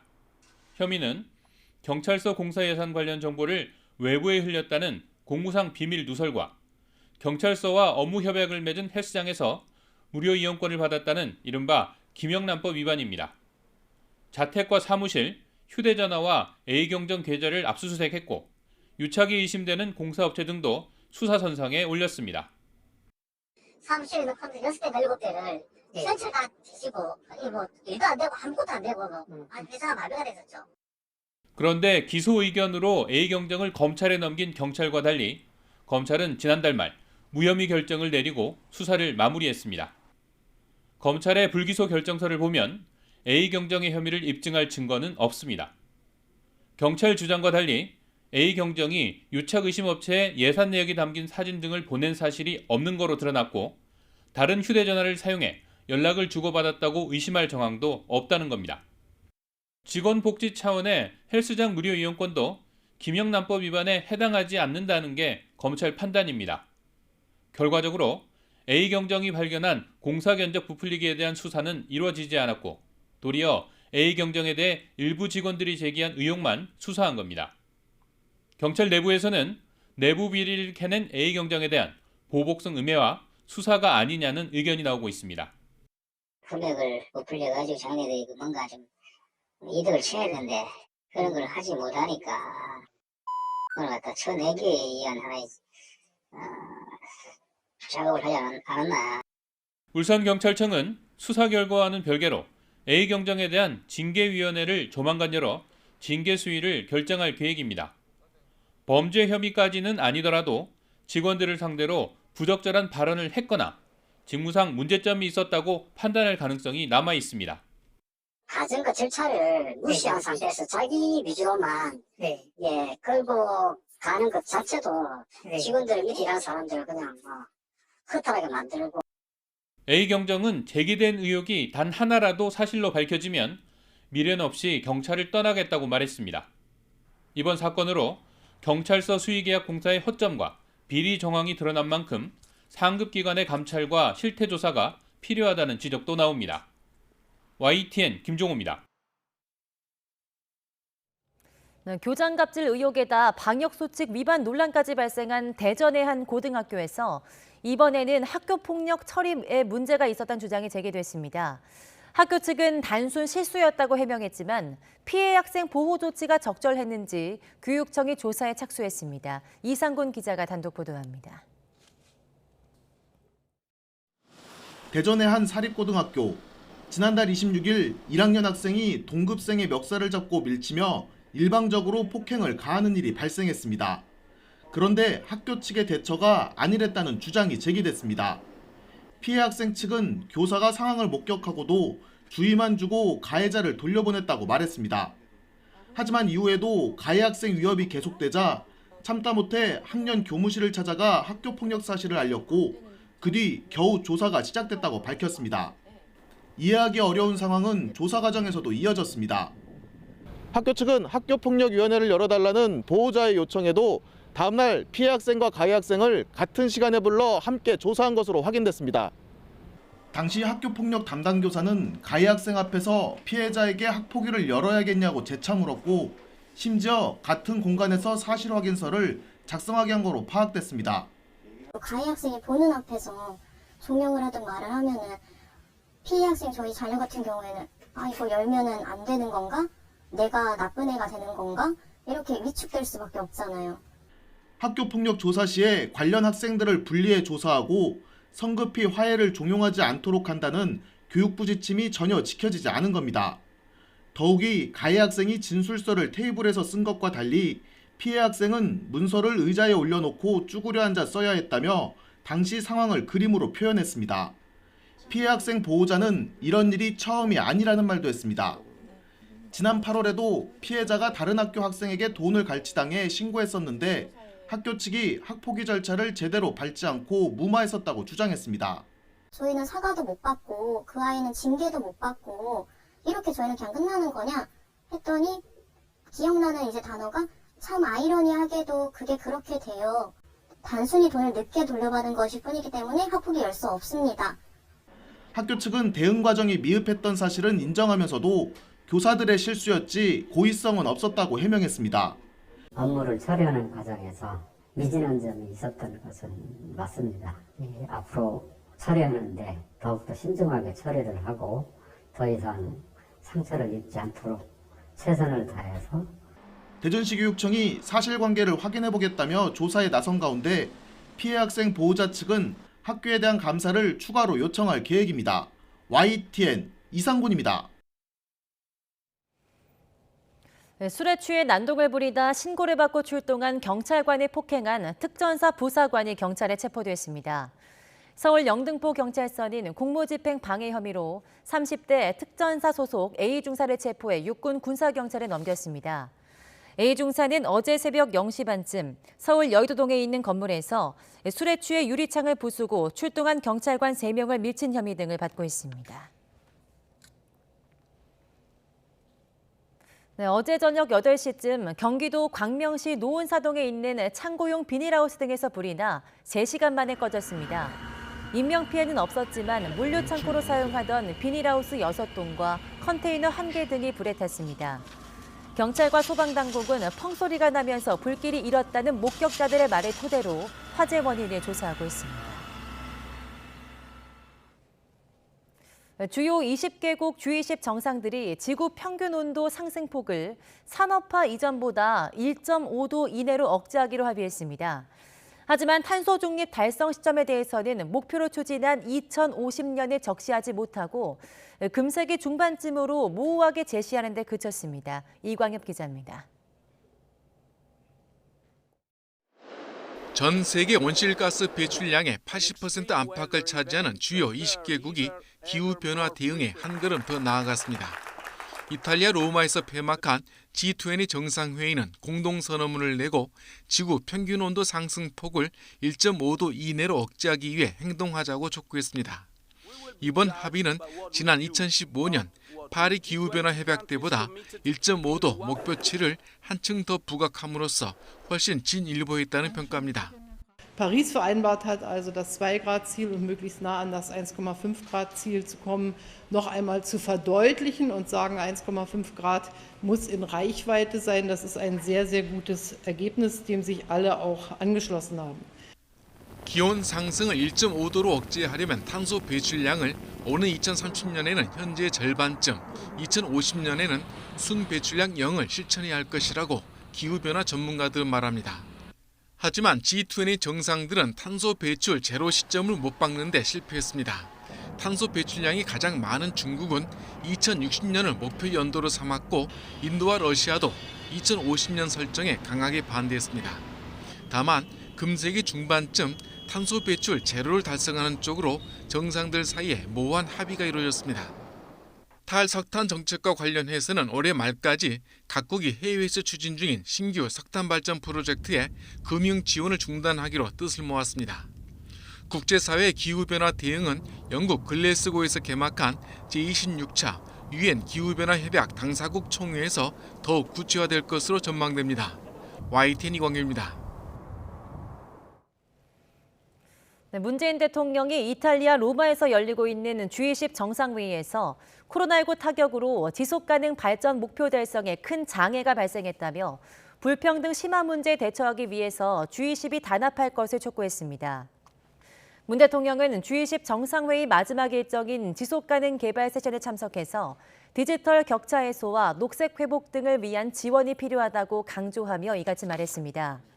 그러면서 반세기 만에 개도국에서 선진국으로 도약한 우리나라의 경험을 공유하고 재건을 이뤄나가기 위한 공동의 노력에 동참할 것이라고 밝혔습니다.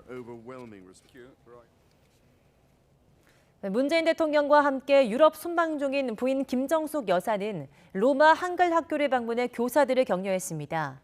김정숙 여사는 현지 시간 10월 31일 오후 로마 한글 학교에서 수업을 직접 지켜본 뒤 코로나19로 힘든 상황 속에서도 한글과 한국 문화를 전하고 있는 교사들의 노력에 감사와 격려를 전했습니다. 네, 조 바이든 미국 대통령이 전 세계에서 차질을 빚고 있는 공급망 문제를 줄이고 향후 재발하지 않도록 당장 조치해야 한다고 전 세계 정상에 촉구했습니다. 문재인 대통령도 완전한 경제 회복을 위해서 공급망 안정이 시급하다며 각국이 비상조치를 총동원해야 한다고 강조했습니다. 워싱턴에서 강태욱 특파원이 보도합니다. 공급망 차질 등 물류 문제로 경제 회복이 주춤하고 있는 미국.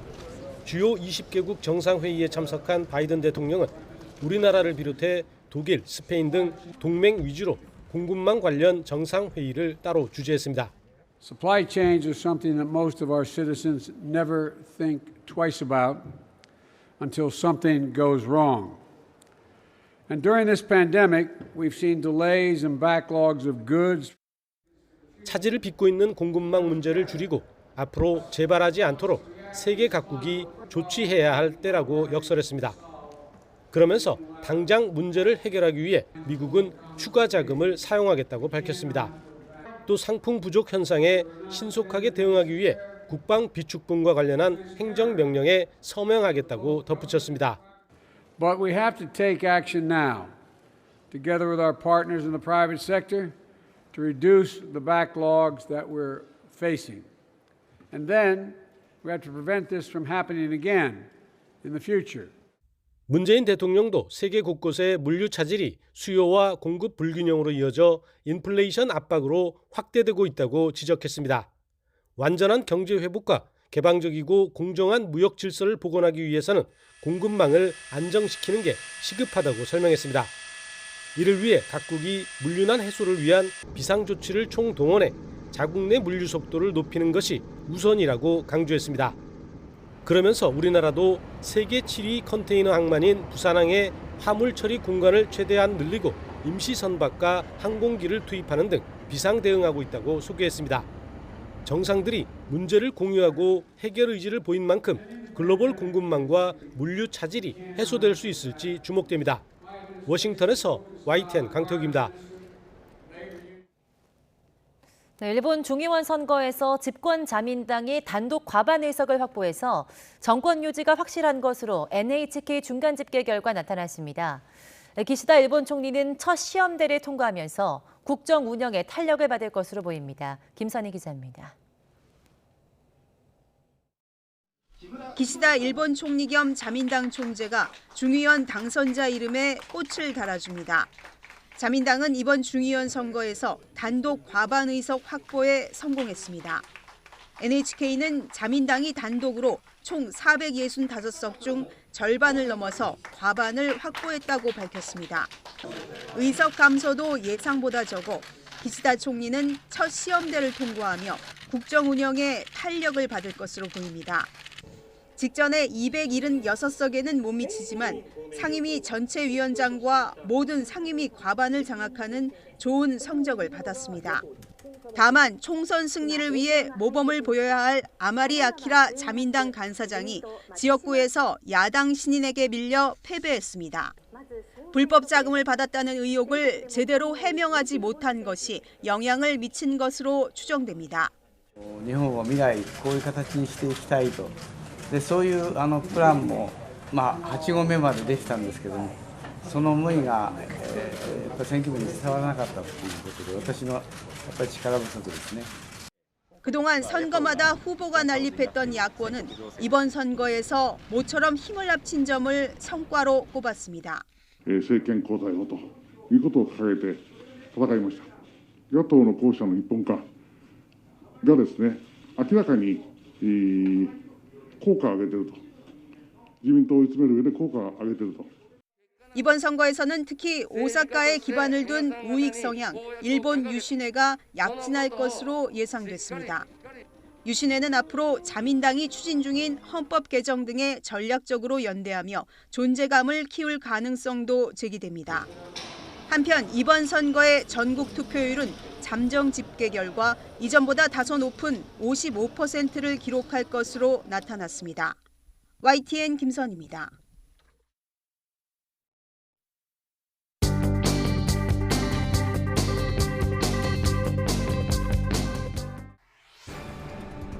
주요 일간지는 어제 서울 이태원 거리에 헬로윈을 즐기려는 인파로 가득한 사진을 일면에 실었습니다.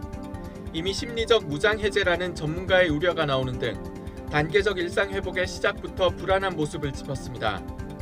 중앙일보는 공직 자괴감을 느낀 산업부의 30, 40대 에이스들이 줄사표를 던지고 있다고 보도했습니다. 문재인 정부 들어 산업부를 떠난 3, 4급 공무원은 무려 61명으로 탈원전 등 일방적인 지시와 반대라인 배제 등이 원인으로 지목됩니다. 한국일보는 여당도 놀란 이재명 국간정치란 제목의 기사를 일면에 실었습니다. 재난지원금이 1인당 100만 원은 돼야 한다며 30만 원에서 50만 원씩 추가 지급해야 한다는 이재명 대선 후보의 주장을 실현하기 위해선 내년 예산에 최대 26조를 증액해야 한다고 추산돼 정부와 여당에서도 부정적 반응이 나온다고 보도했습니다. 대장동 개발 의혹의 핵심 인물 유동규 전 성남도시개발공사 기획본부장이 사전에 업자를 내정한 정황이 나왔습니다. 경향신문은 이 같은 내용이 담긴 성남도시개발공사와 민간사업자 간 회의록을 입수했다며 2014년 초에 이미 유 전 본부장과 대장동 세력이 사업 설계에 관한 논의를 마친 게 아니냐는 의혹을 제기했습니다. 조선일보는 한국이 탄소 배출량을 40% 줄일 때 세계는 9% 줄인다고 보도했습니다. 우리 정부는 목표를 40%까지 상향 조정했지만 미국과 유럽은 에너지난에 신중한 입장을 취하는 등 2030년 탄소 감축 목표에 큰 차이가 있다는 설명입니다. 6억 이하 아파트가 서울에서 씨가 마르고 있다고 서울신문이 보도했습니다. 집값 상승에 더해 대출 규제 강화로 인한 풍선 효과로 6억 이하 매물이 품귀를 빚고 있습니다. 한겨레는 양부모의 학대로 숨진 정인이와 비슷한 사례가 19명 더 있었다고 보도했습니다. 2013년부터 2020년까지 아동학대 신고 15만 5천여 건 가운데 최소 20명이 재학대 사망했다는 것을 처음 확인했다고 설명했습니다. 조간브리핑 김평정입니다. 네, 이제는 길가에 하나둘 떨어지는 낙엽도 늘어나고 있습니다. 깊어가는 가을 속에 오늘은 구름만 간간히 지나며 대체로 맑겠습니다. 다만 서울 낮 기온이 어제보다 4도가량 내려가면서 서늘하겠습니다. 출근길 중부지방을 중심으로는 안개가 점점 짙어지고 있습니다. 가시거리가 200m 미만으로 좁혀진 곳들이 많아서 교통안전에 주의하셔야겠고요. 오전 동안 서서히 미세먼지가 유입되겠습니다. 차츰 경기 남부 등 서쪽 지역의 공기가 일시적으로 탁해지겠습니다. 현재 기온은 10도 안팎을 보이면서 서울이 10.8도, 대전은 9.9도를 나타내고 있습니다. 낮 동안 중부지방은 선선하지만 남부지방은 비교적 온화하겠는데요. 서울 낮 기온이 16도, 대전은 19도, 부산은 23도까지 오르겠습니다. 이번 한 주간 내륙은 일교차 크고 맑은 날씨가 이어지다가 입동인 일요일 전국에 비가 내리고 난 뒤 기온이 큰 폭으로 떨어지겠습니다. 지금까지 날씨 정보였습니다.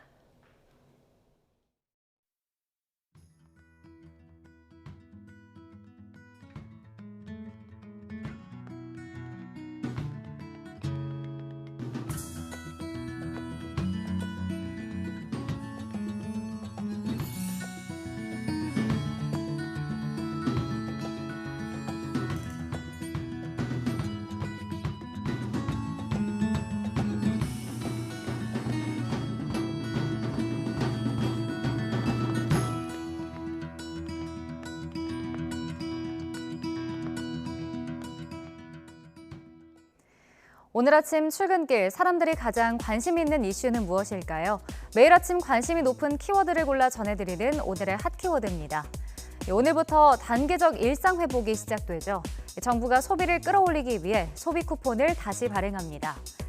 외식과 숙박, 여행, 영화, 전시 등 9개 분야에서 소비 쿠폰을 사용할 수 있습니다. 외식은 2만 원 이상의 음식을 3번 먹으면 만 원을 돌려줍니다. 또 헬스장 같은 실내 체육시설 이용료를 월 3만 원 할인해주는 체육 쿠폰도 사용할 수 있고요. 스포츠 경기 입장료, 미술관, 박물관, 공연의 티켓 가격 할인도 진행됩니다. KT 위즈가 프로야구 정규 시즌에서 삼성을 꺾고 우승을 차지했습니다. KBO 리그 사상 신생구단의 최단 기간 우승입니다. KT는 시즌 막판 삼성에 1위 자리를 내주고 부담과 압박감에 시달렸지만 이를 극복하고 결국 삼성과 승무패 동률을 만들었습니다. 어제 경기에선 이틀만 쉬고 선발 등판한 쿠에바스가 역투를 펼치며 우승을 이끌었습니다.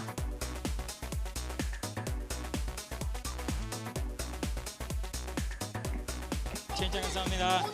Y de verdad que el mismo plan de siempre. Esforzarme el 100%, tratar de localizar bien los picheos, tratar de jugar mentalmente con los bateadores, que ese es lo esencial en este juego. Y bueno. 오늘부터 KBO 리그는 포스트 시즌에 돌입하는데요. KT는 정규 시즌에 이어 한국 시리즈 우승까지 목표로 하고 있습니다. 최근 디젤 차량의 필수인 요소수의 품귀 현상이 빚어지고 있는데요. 요소수 구하기가 힘들어지자 사재기까지 벌어지고 있습니다. 우리는 요소수 대부분을 보통 중국에서 수입하고 있습니다. 하지만 중국이 최근 수출을 제한하며 국내에선 요소수의 가격이 오르거나 사재기 현상이 나타나고 있습니다. 이렇게 요소수의 품귀 현상이 이어지면 물류 대란까지 벌어질 거란 우려도 나오는데요. 이에 정부는 정확한 현황을 파악하고 긴급 대책 마련에 나섰고 업계도 러시아에서 수입하는 방안도 검토하고 있다고 밝혔습니다. 지난달 스타브랜드 평판에서 가수 이명웅이 1위에 올랐습니다. 오늘 마지막 키워드는 이명웅입니다. 이명웅은 10월 스타브랜드 평판 빅데이터 분석 결과 1위로 나타나 대세의 힘을 다시 한번 입증했습니다. 방탄소년단과 순위가 바뀌고 전 세계 축구 팬들의 인기를 얻고 있는 손흥민을 제쳤다는 점이 눈에 띄었는데요. 이명웅은 10월 가수, 트로트 가수 브랜드 평판에서도 1위에 오르며 3관왕을 차지했습니다. 또 지난달 분석에는 화제 넷플릭스 드라마 오징어 게임에 출연한 배우들도 순위권에 포함됐습니다. 지금까지 오늘의 핫 키워드였습니다. 네, 굿모닝 YTN 이어가겠습니다. 오늘부터 시행되는 단계적 일상 회복을 앞두고 코로나19 확진자가 잇따랐습니다. 어제 0시부터 밤 9시까지 전국에서 양성 판정을 받은 확진자는 모두 1,413명으로 집계됐습니다. 주말 검사 건수가 줄어든 영향으로 그제 같은 시간보다는 460명 정도 적지만 지난주 일요일보다는 280여 명 많은 규모입니다. 이런 추세로 볼 때 오늘 0시 기준으로 발표될 신규 확진자는 1,600명대를 기록할 것으로 예상됩니다. 검사 건수와 확진자가 함께 감소하는 주말 효과에도 어제 발표된 확진자는 2,000명을 넘었습니다. 일상 회복에 맞춰 거리 두기가 대폭 완화하고 또 겨울철 실내 모임이 늘어남에 따라 확산세가 더욱 거세질 수 있다는 걱정이 나오고 있습니다. 권남기 기자입니다. 코로나19 신규 환자 수가 2,061명을 기록했습니다. 수도권 신규 환자가 국내 발생의 80%에 육박했고 비수도권도 산발적 확산세가 이어졌습니다. 나흘째 2,000명을 넘은 건데 특히 토요일 확진자가 2,000명을 넘은 건 지난 3일 이후 4주 만입니다. 주말 검사 건수가 줄면서 확진자도 감소하는 이른바 주말 효과가 나타나지 않은 겁니다. 지난주 대비 약 34% 증가했습니다. 권역별 크고 작은 집단 감염 사례가 이어지고 있고 헬로윈 데이를 계기로 확진자 규모 증가 가능성도 큰 상황입니다. 확산세가 진정되지 않은 가운데 단계적 일상 회복에 따라 거리 두기가 대폭 완화되고 겨울철이다 연말연시다 실내 모임이 늘어나면서 확진자가 급증할 거란 걱정이 나옵니다. 성인 가운데 백신 미접종자가 500만 명 이상 남은 것도 확산의 주요 위험 요인입니다. 방역당국은 1일 신규 확진자가 최대 4,000명에서 5,000명 수준까지 늘어날 수 있을 것으로 보고 있습니다. 일상 회복 과정에서는 필연적으로 유행의 증가가 동반될 가능성이 큽니다. 중증 환자와 사망자를 최소화하고 우리 의료 체계가 감당 가능한 범위 내에서 방역 당국은 단계적 일상 회복 이후의 확진자 증가에 대비해 방역 역량을 확대하는 동시에 효율성도 강화하기로 했습니다. 하루 가능한 진단 검사를 10만 건 이상 늘려 최대 65만 명까지 가능하도록 검사 능력을 키우고 접종 완료자 대상 선제 검사는 일부 고위험 시설을 제외하고는 대폭 축소합니다. 또 접촉자 조사는 위험도를 먼저 판단해 우선순위에 따라 진행하고 접촉자 격리 감시는 기존 14일에서 10일로 줄일 계획입니다. YTN 권남기입니다. 오늘부터 단계적 일상 회복 1단계가 시작됐습니다. 사적 모임의 인원수 제한이 완화되고 또 식당과 카페 등 대부분 시설의 영업 제한이 풀립니다. 김웅래 기자가 보도합니다. 오늘부터 백신 접종 여부와 상관없이 수도권에선 10명, 비수도권에선 12명까지 사적 모임을 할 수 있습니다. 다만 식당이나 카페에서 백신 미접종자는 4명까지만 함께 할 수 있습니다. 식당과 카페 등 다중 이용시설의 영업시간 제한은 유흥시설 등을 빼곤 모두 해제됩니다. 유흥시설은 자정까지만 영업할 수 있고 학원도 수험생들의 안전을 고려해 이번 달 22일 수능시험 이후에 제한을 풉니다. 일상회복 1단계 시행 시점은 오늘 새벽 5시. 0시부터 시작하지 않는 건 어젯밤 헬로윈 파티가 밤새 이어지는 걸 막기 위해서입니다. 방역 패스도 시작됩니다. 노래 연습장이나 목욕탕, 실내 체육시설과 경마, 경륜, 카지노 등 13만여 개 시설에 입장할 때는 백신 접종 완료 증명서나 PCR 검사 음성 확인서를 보여줘야 합니다. 집회나 행사에는 미접종자를 포함할 경우 99명까지, 접종 완료자나 음성 확인자만 참여할 경우 499명까지 모일 수 있습니다. 영화관과 공연장, 스포츠 경기장 등에선 접종 완료자 등만 이용하는 경우 취식도 가능해집니다.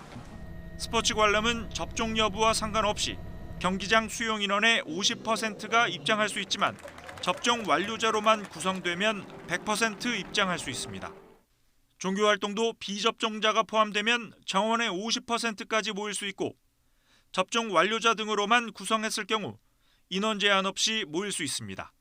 정부는 확진자 추이 등을 살펴 우려 상황이 벌어지지 않는다면 6주 간격으로 2단계, 3단계의 단계적 일상 회복을 시행할 계획입니다. 다음 달 13일에 2단계, 내년 1월 24일 3단계 시행을 계획하고 있지만 중환자실과 입원 병상 가동률이 75%를 넘는 등 위기가 올 경우 일상 회복을 잠시 중단하는 방침도 세워두고 있습니다. YTN 김웅래입니다. 단계적 일상 회복 시행 하루 전이자 헬로윈데이였던 어제 서울 도심 곳곳이 인파로 북적였습니다. 특히 헬로윈데이 중심지로 꼽히는 이태원에는 어제 하루에만 4만여 명이 다녀갔고 주말 방문자까지 합치면 10만 명 넘게 몰렸던 걸로 파악됐습니다. 서울시 합동단속반은 헬로윈데이 당일 이태원과 홍대, 강남 일대에서 특별 단속을 벌여서 식당과 술집 등에서 방역수칙 위반 사례 7건을 적발했습니다. 경기도 부천시는 어제 0시부터 오후 6시까지 코로나19 신규 확진자 수가 61명으로 집계됐다고 밝혔습니다. 부천 모 요양원에서는 어제 종사자 2명과 입소자 18명 등 20명이 확진 판정을 받아 새로운 집단 감염 사례로 분류됐습니다. 방역당국은 요양원으로 사용 중인 건물 3개 층을 소독하고 감염자가 집중적으로 나온 건물 2층을 동일 집단 격리했습니다. 정치권 소식입니다. 민주당 이재명 대선 후보는 휴일을 맞아서 상대적으로 지지층이 약한 2030 세대 여성들을 만났습니다. 재난지원금에 대해선 적어도 30만 원은 더 줘야 한다면서 추가 지급 논의에 다시 한번 불을 지폈습니다. 내일 대규모 선대위 출범을 앞두고 인선 윤곽도 드러나고 있습니다. 김태민 기자의 보도입니다. 이재명 후보가 평소와 다른 편안한 체육복 차림으로 공식 석상에 나타났습니다. 휴일을 맞아 2030 세대 여성 동호인들과 함께하는 생활체육 행사에 참석한 겁니다. 하나, 둘, 셋, 파이팅! 직접 시합에 나서 땀을 흘리며 팀원들과 호흡을 맞췄습니다.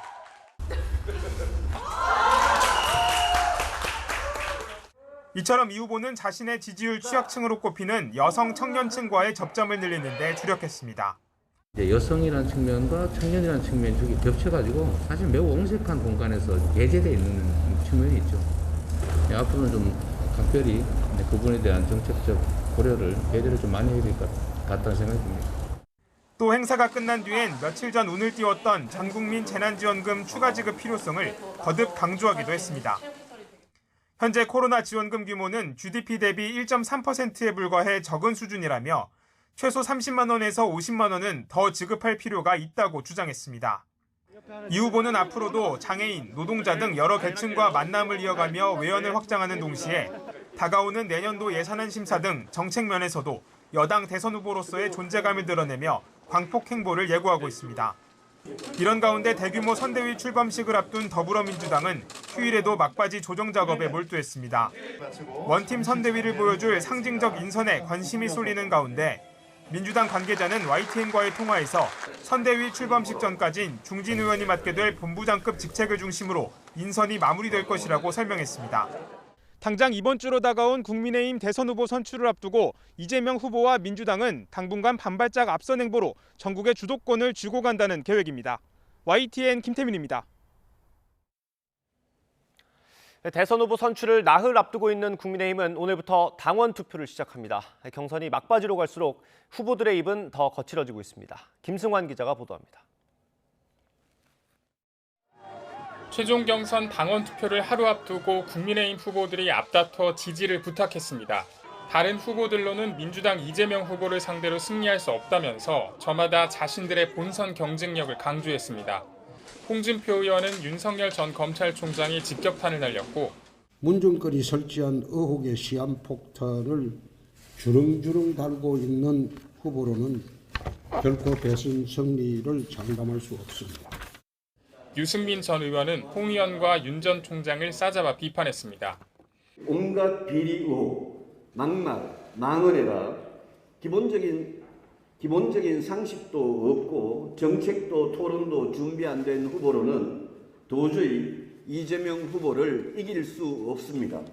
원희룡 전 제주지사는 흠결 없는 자신만이 이재명 후보를 이길 수 있다며 다른 후보들을 우회적으로 비판했습니다. 윤석열 전 검찰총장도 나머지 후보들이 잇따라 기자회견을 열자 대국민 영상 메시지를 내며 지지를 당부했습니다. 공정의 가치를 무너뜨린 이 정부를 바꿔서 또 새로운 사람으로 또 새로운 생각으로 이렇게 사회를 좀 일신하라. 윤석열 전 총장 캠프에서도 독고다이는 지도자가 될 수 없다거나 민주당 지지자들이 경선 개입 차원에서 고른 일회용 후보라며 홍준표 후보에 대한 날선 비난을 이어갔습니다. 국민의힘 최종 대선 후보는 당원 투표를 시작으로 수요일과 목요일 이틀 동안 실시되는 여론조사를 거쳐 금요일 결정됩니다. 정홍원 선관위원장이 품위 있고 절제된 모습을 보여달라며 각 후보 캠프에 서신을 보냈지만 상호 비방은 대선 후보가 최종 결정될 때까지 계속될 전망입니다. YTN 김승환입니다. 국민의당 안철수 대표가 오늘 대선 출마를 공식 선언합니다. 이번 대선은 다자구도로 시작하게 됐는데 셈법은 한층 더 복잡해졌습니다. 염혜연 기자의 보도입니다. 대선 출마와 관련해서 말을 아껴왔던 안철수 대표. 그동안의 침묵을 깨고 대선 도전을 공식화했습니다. 안 대표는 지난 2012년 무소속으로 민주당 문재인 후보와 단일화를 추진하다 중도 하차했고 지난 2017년엔 국민의당 후보로 출마해 3위를 기록했습니다. 이번에 다시 출마를 선언하면서 민주당 이재명 후보, 국민의힘 후보, 정의당 심상정 후보를 포함해 4자 구도로 대권 경쟁이 시작될 전망입니다. 일단 안 대표는 미래 비전 등을 내세우면서 기존 대권 주자들과 차별화를 꾀할 것으로 보입니다. 이번 대선은 놈 대선이다. 그러니까 나쁜 놈, 이상한 놈, 그리고 추한 놈 그렇게밖에 보이지 않는다는 한탄을 하고 계시지 않습니까? 최근 대선 여론조사에서 안 대표는 5에서 8% 정도의 지지율을 보이고 있습니다. 초박빙이 예상되는 이번 대선에서 승부를 좌우할 만한 캐스팅 보트가 될 수 있다는 평가도 나옵니다. 이 때문에 국민의힘 후보와의 단일화 여부가 다시 수면 위로 떠오를 것으로 보입니다. 국민의힘 홍준표 의원은 최종 후보가 될 경우 안 대표와 세력 연대를 추진하겠다고 했고, 유승민 전 의원은 자신이 후보가 되는 즉시 단일화에 착수하겠다고 강조했습니다. YTN 염혜원입니다. 유럽을 순방하고 있는 문재인 대통령이 첫 번째 방문국인 이탈리아 일정을 모두 마치고 두 번째 방문국 영국으로 출발했습니다.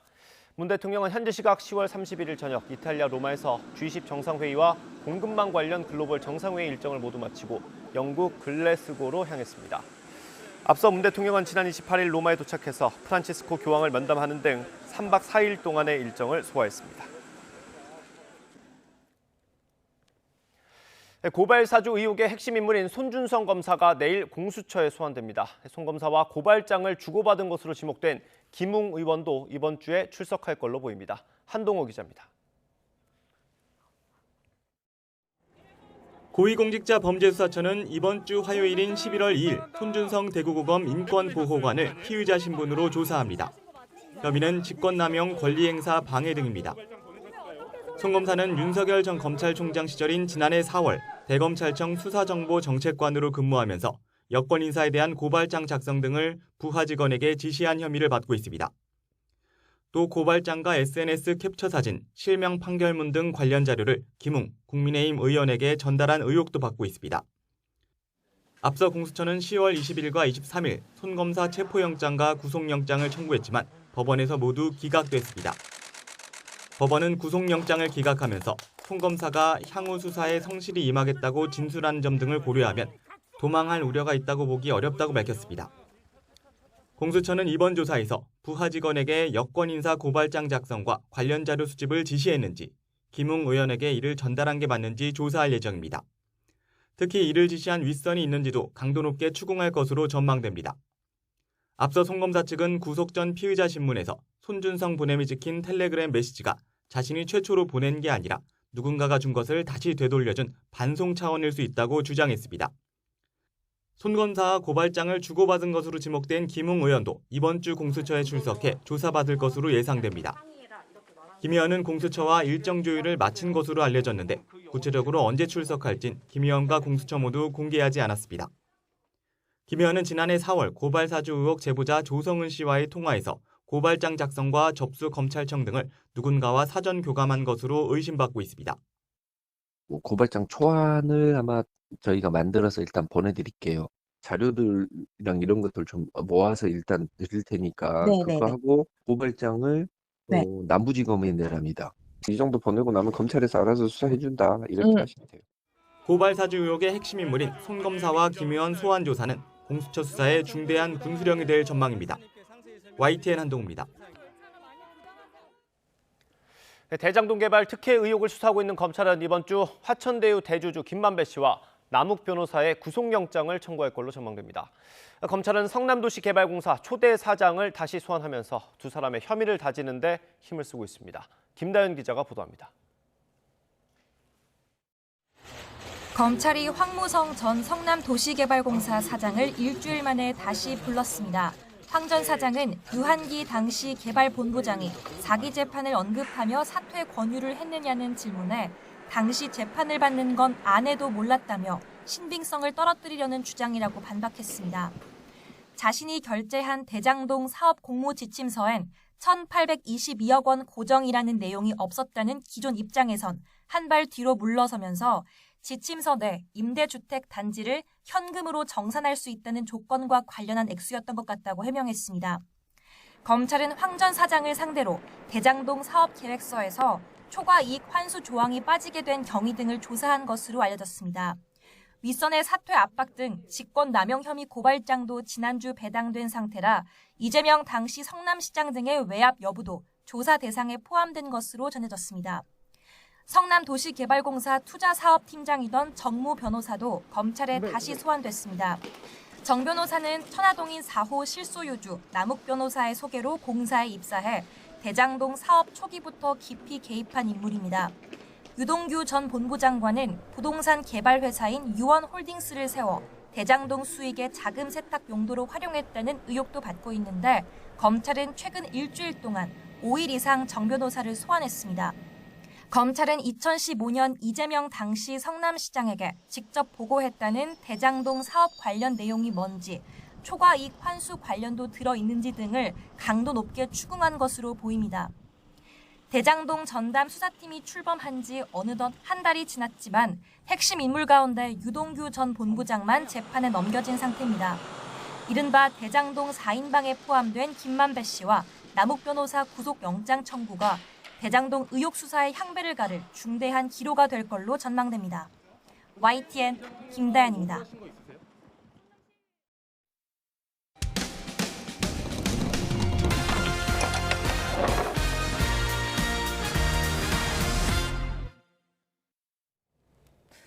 네, 서울의 한 애견 미용실 직원이 생후 9개월 된 강아지를 학대했다는 제보가 들어왔습니다.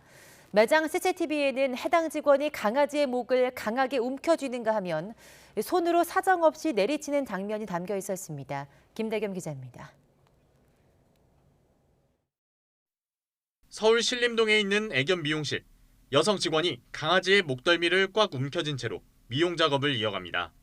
강아지가 힘들어하는 모습을 보이자 손길이 점차 거칠어지더니 이내 손바닥으로 내려치는 여성. 움직이는 게 거슬렸는지 있는 힘껏 몸통을 짓누르기까지 합니다. 강아지를 믿고 맡겼던 견주 A씨는 우연히 목격한 장면에 말문이 턱 막힐 수밖에 없었습니다. 숨어 있기만 하고 산책 가거나 걸어 다닐 때 막 주저앉고 그랬었거든요. 그냥 우울한 증상이 되게 오래 갔던 것 같아요. 폭행당한 강아지는 생후 9개월 된 푸들견종. 사람을 잘 따르고 활달한 성격이지만 애견 미용실을 다녀온 직후부터 한동안 사람 손길을 피하고 좋아하던 산책도 하지 못했습니다. 해당 직원도 잘못은 인정했습니다. 미용 과정에서 강아지가 움직이면 다칠 위험이 있어서 상처나지 않게 하겠다는 생각에 사로잡혀 거칠게 대했다는 겁니다. 하지만 영상에 담긴 폭행 전 강아지의 모습은 너무나 차분해 보였다는 A씨. 결국 고민 끝에 사과를 받아들인 대신 해당 직원을 경찰에 고소하기로 했습니다. 그냥 아무 일 없다는 듯이 일하니까 저희가 상처받고 피해받은 것처럼 그 사람들도 잘못한 거에 대해서 벌을 받았으면 좋겠어서요. 제2의 피해자가 발생하지 않았으면 좋겠는 마음에서. 앞서 지난 8월 대전에서도 애견 미용실 직원이 생후 8개월 강아지를 때려 벌금형 처분을 받는 등 학대로부터 가장 안전해야 할 반려동물 업체가 오히려 학대 장소로 변하는 경우가 적지 않습니다. 농림축산식품부도 CCTV 설치와 학대 영업장의 등록 취소 의무화 등 법 개정을 추진하고 있습니다. 동물 미용업에서 미용 과정에 생길 수 있는 상해나 동물 학대를 사전 예방하기 위한 방안으로 CCTV 설치를 의무화할 예정이고요. 동물 학대 규정을 위반한 경우에는 등록을 취소하도록. 현행 동물보호법은 동물에게 아무 이유 없이 신체적 고통을 주거나 상해를 입힌 경우 최대 징역 2년이나 2천만 원 이하의 벌금을 규정하고 있고 학대가 일어난 영업장에 대해선 최대 6개월 동안 등록이나 허가를 취소할 수 있도록 정하고 있습니다. YTN 김대겸입니다. 네, 보험회사에서 본부장이 대표로부터 폭언과 폭행 등 갑질을 당했다는 제보가 들어왔습니다. 보험 영업 실적이 저조하다며 폭언을 퍼붓다 폭력까지 행사했다는 건데요. 이런 갑질을 해도 직장 내 괴롭힘 금지법으로 처벌할 수 없다고 합니다. 이유가 무엇인지 김혜린 기자가 취재했습니다. 보험회사에서 본부장으로 재직하던 A씨는 지난달 13일 회사 대표에게 폭행을 당했습니다. 그간 대표가 퍼부은 폭언은 일상처럼 넘겨왔지만 회사 후배와 동료 앞에서 손찌검을 당한 데에는 큰 모멸감을 느꼈습니다. 거지가 하면서 이러는 거예요. 갑자기 머리통을 잡고 진짜로 폭행을 하더라고요. 애들 앞에서. 여기를 잡고 흔드는데 사람이 얼마나 모욕감을 느낍니까? 욕하지 마시죠. 막 이래. 그때니 또 막 죽을래 막 이러면서 그 무서워서 나갔지. 어떻게 할 수 없어. 이쪽으로 바깥으로 그냥 밖으로 나왔다니까. 퍽 하는 소리 나더라고요. 회사 대표에게 폭행을 당한 건 영업 성과 부진 때문이었습니다. 보험 영업 실적이 좋지 않으니 그간 받은 수당을 물어내라고 해 항의하자 곧바로 폭행이 시작된 겁니다. 실적 부진 이런 것을 탓하기 위해서 저를 이제 대표실로 불러들인 거지. 규정에도 없는 그런 걸 영업 부진에 대한 이런 부분에 책임을 전가해서 당신이 돈으로 물어내라 막 이런 되지도 않는 갑질을 하길래. 전형적인 회사 내 갑질로 보이지만 A씨는 관련법의 보호를 받을 수 없습니다. 근로기준법상 직장 내 괴롭힘 금지법은 사용자와 근로자에 적용되는데 A씨는 회사에 적용된 근로자가 아니라 독립사업자로서 보험계약 성과보수를 받는 사업가형 지점장이기 때문입니다. 플랫폼 노동자나 보험 설계사, 대리운전 기사 등도 비슷한 처지입니다. 전문가들은 A씨와 같은 특수고용 노동자도 회사에 속한 근로자로 보고 근로기준법을 적용할 수 있도록 해야 한다고 지적합니다.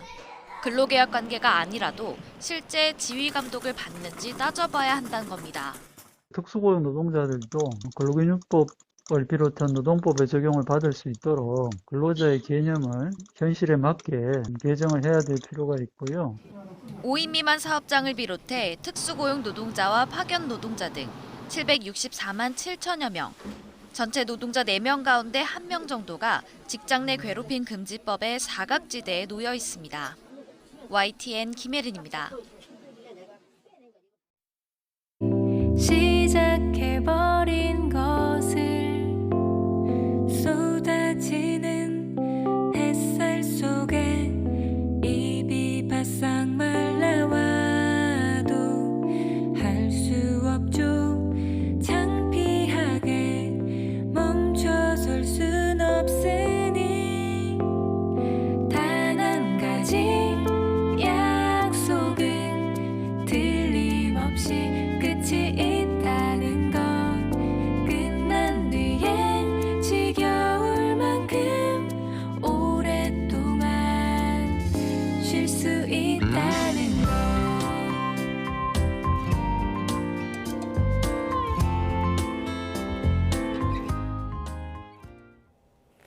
굿모닝 YTN 60초 후에 계속됩니다. 11월의 첫 출근길인 오늘 중부와 전북 지역에는 안개가 짙게 끼어 있습니다. 경기도 광주의 가시거리가 60m로 100m가 채 되지 않는 곳도 있는데요. 교통안전에 각별히 주의해 주셔야겠습니다. 낮 동안 안개는 서서히 걷히겠지만 점차 북서쪽에서 국외 미세먼지가 유입됩니다. 오늘 서쪽 지역을 중심으로 대기질이 탁할 것으로 보이니까요. 이 지역에 계신 분들은 미세먼지용 마스크를 착용해 주시기 바랍니다. 오늘 중부지방은 구름만 다소 지나겠고 남부지방은 대체로 맑겠습니다. 다만 충남 남부와 호남 서쪽 지역에는 낮 한때 빗방울이 떨어지는 곳이 있겠습니다. 현재 기온 살펴보면 서울은 10.8도, 대전 9.9도 등 어제보다 1에서 2도가량 높고요.